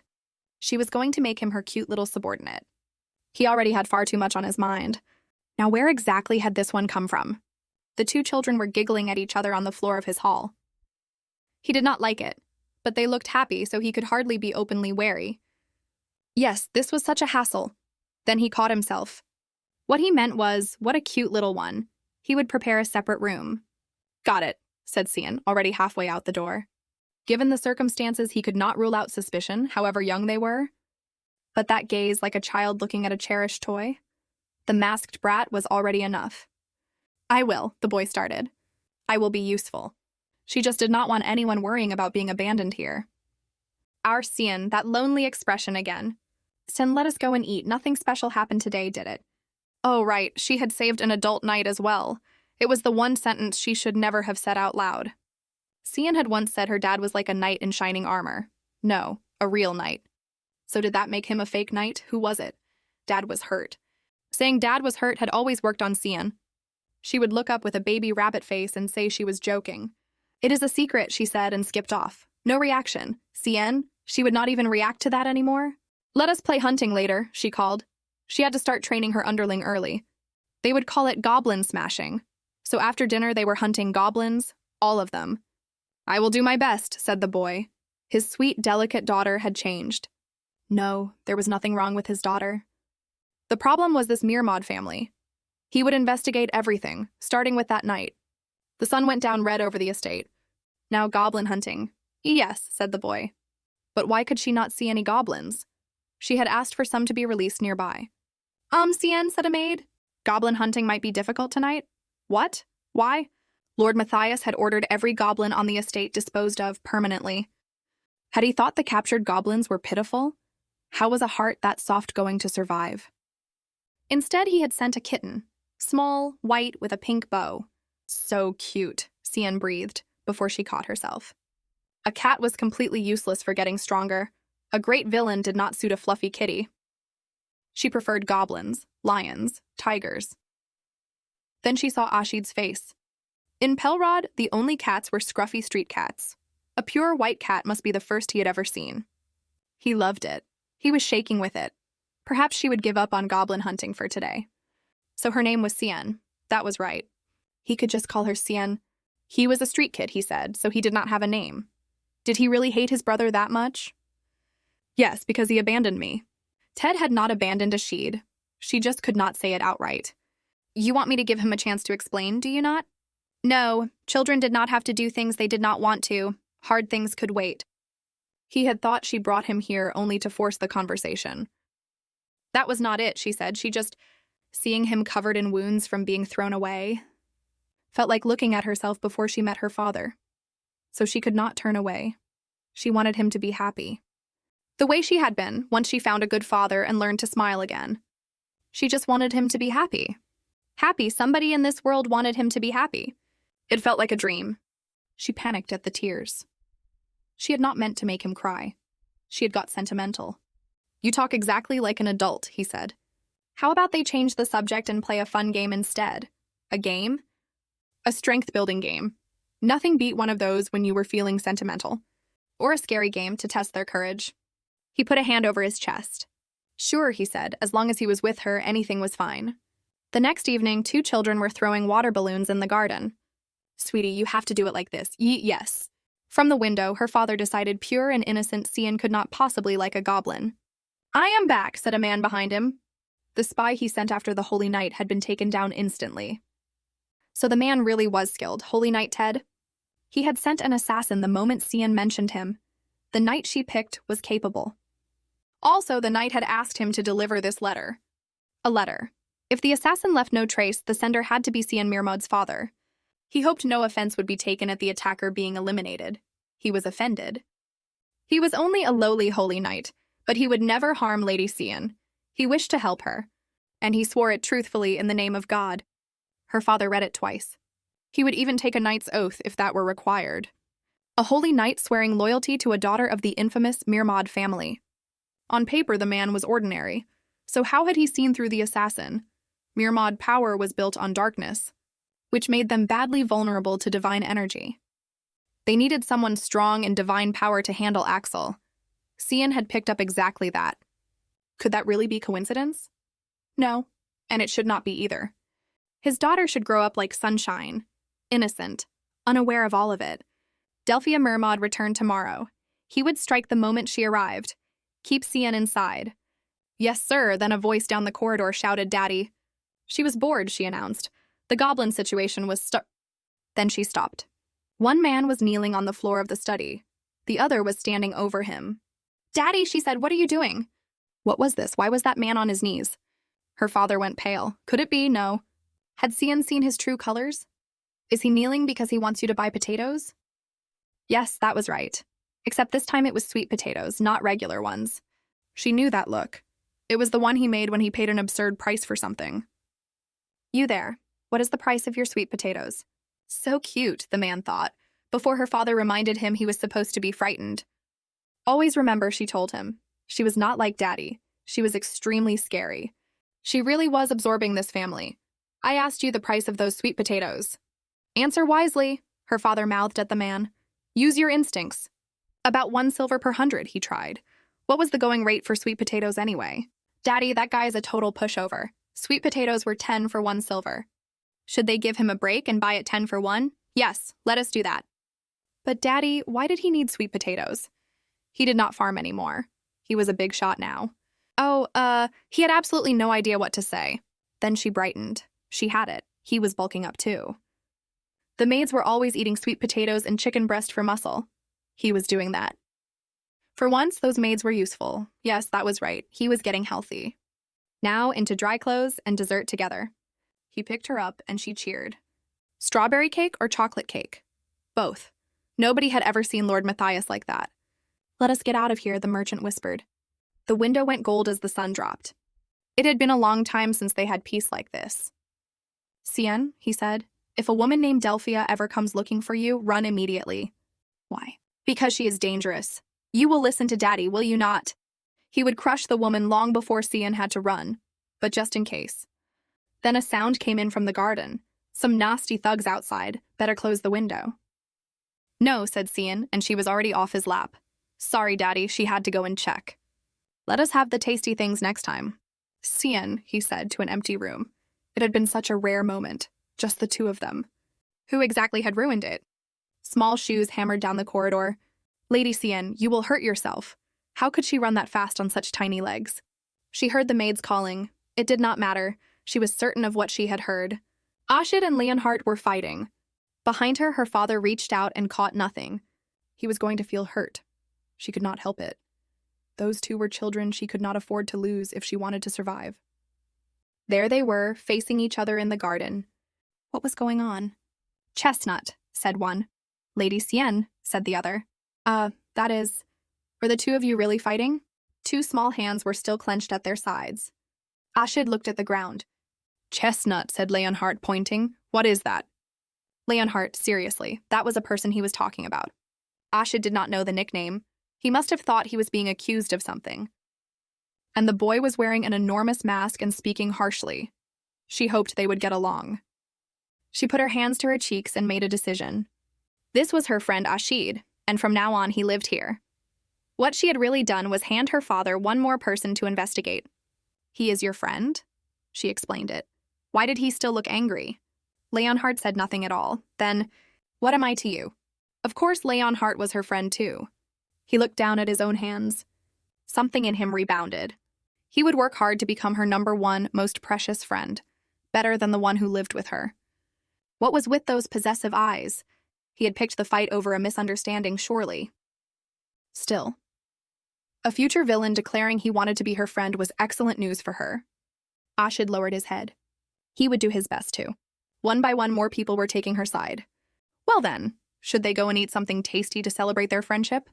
If that is what you want, Chestnut, one mumbled. Sounds good, friend sir, said the other. Their conflict seemed mostly resolved. Maids, tea and snacks in her room, please.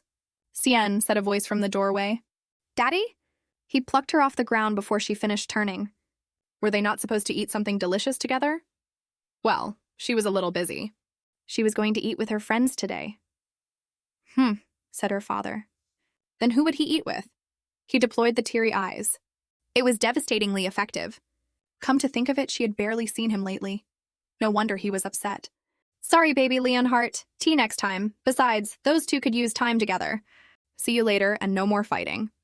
Then the two boys were alone in the garden. Now that he thought about it, why had he behaved like that? It was almost like jealousy.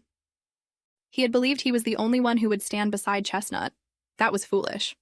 Still, seeing that boy next to Cien had felt strange. Lady Cien, the other one said.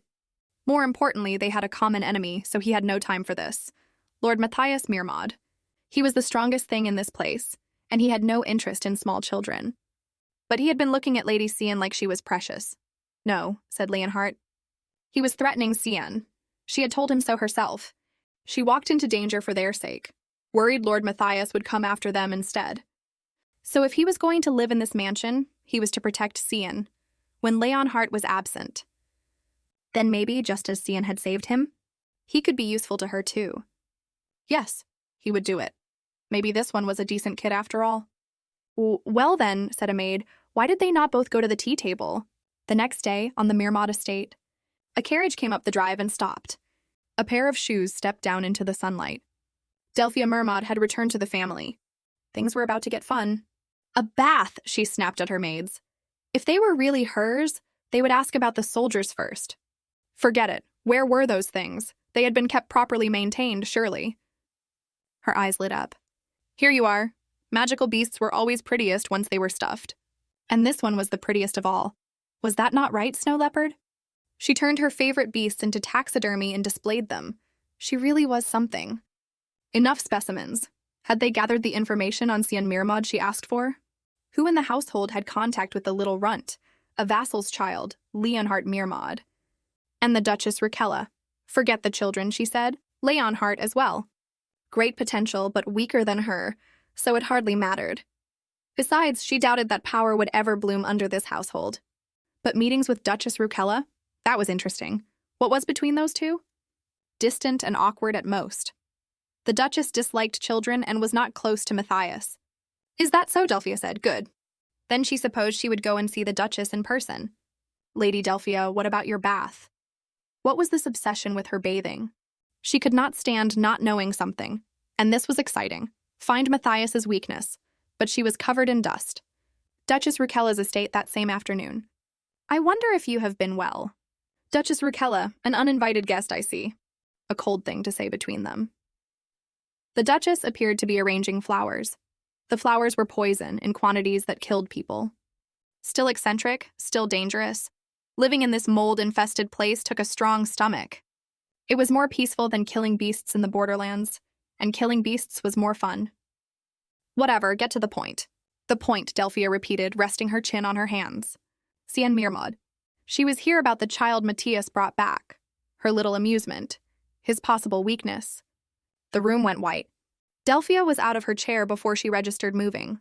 A duel challenge or an assassination notice? Thrown flowers were how ladies threw down a glove.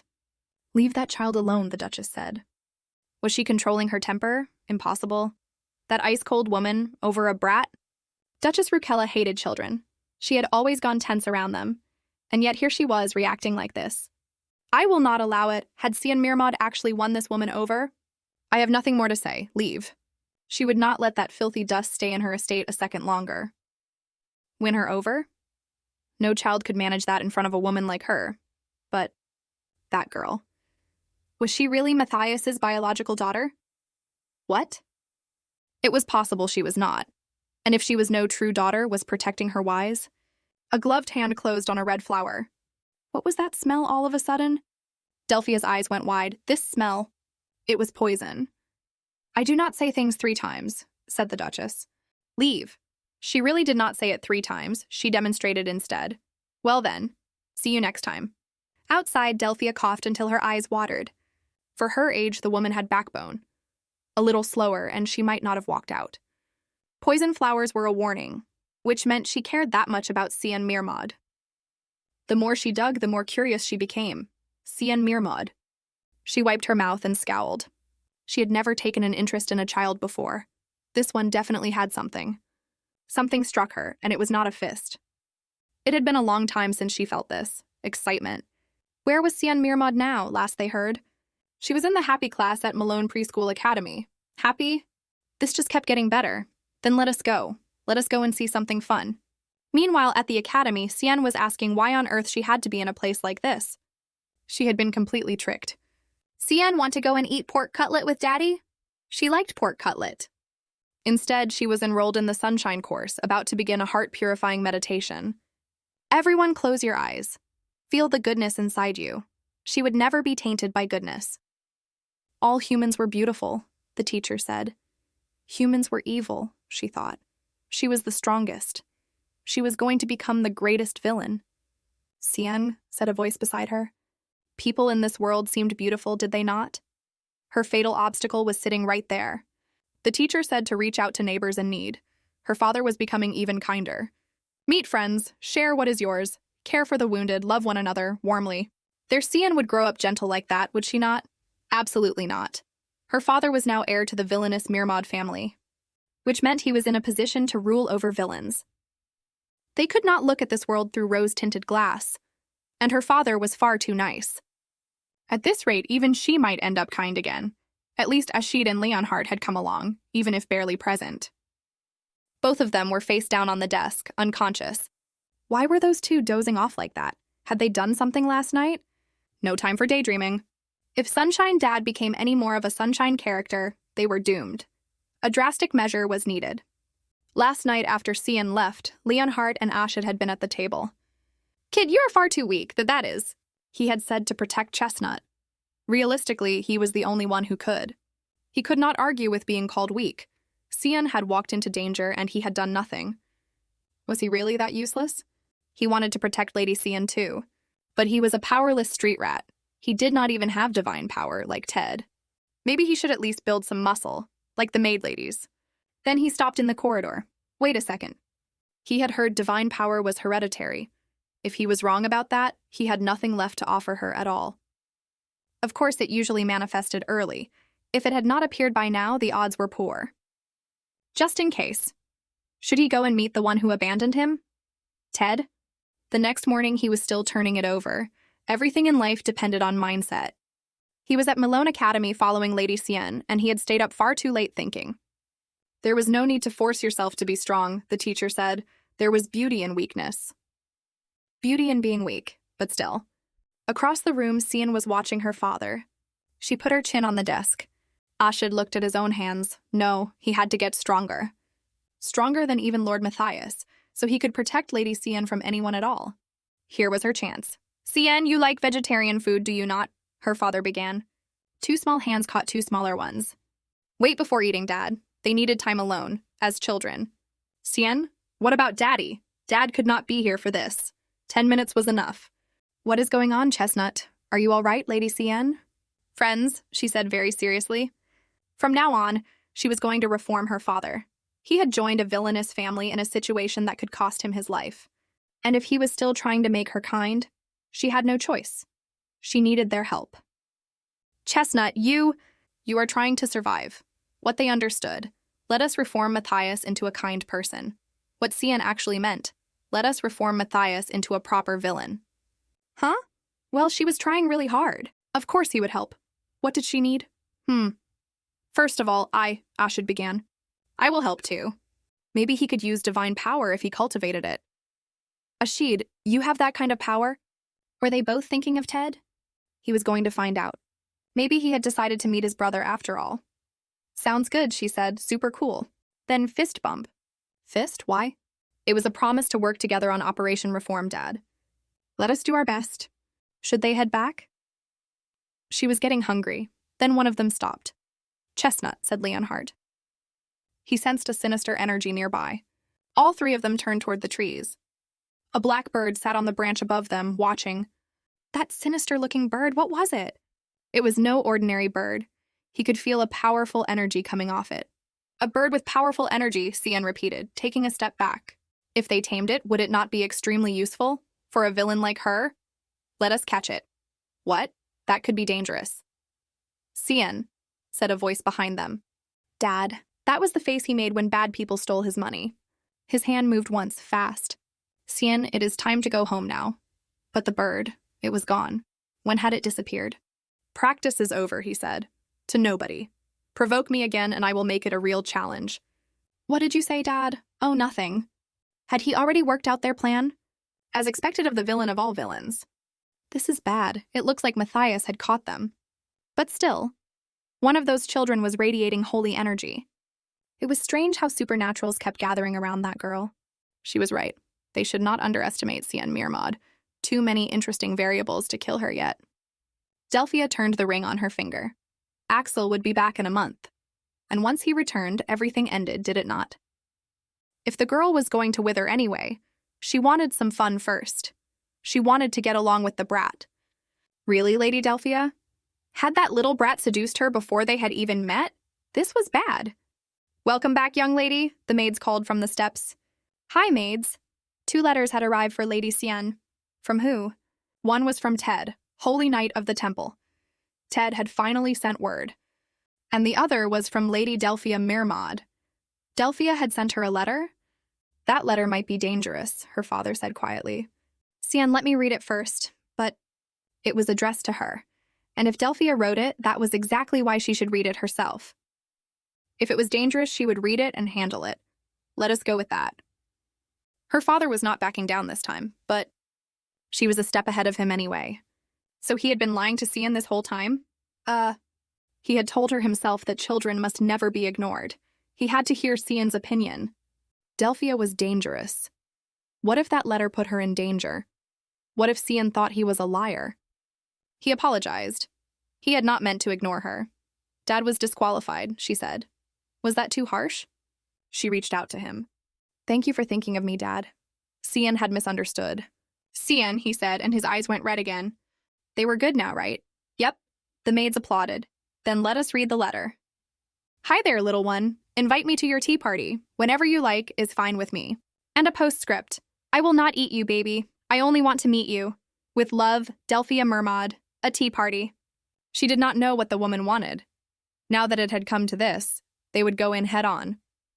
Dad, Sian wants a tea party. She was a noble now. All right, he said. Meet her, at least once. He would make sure she was safe wherever it was held.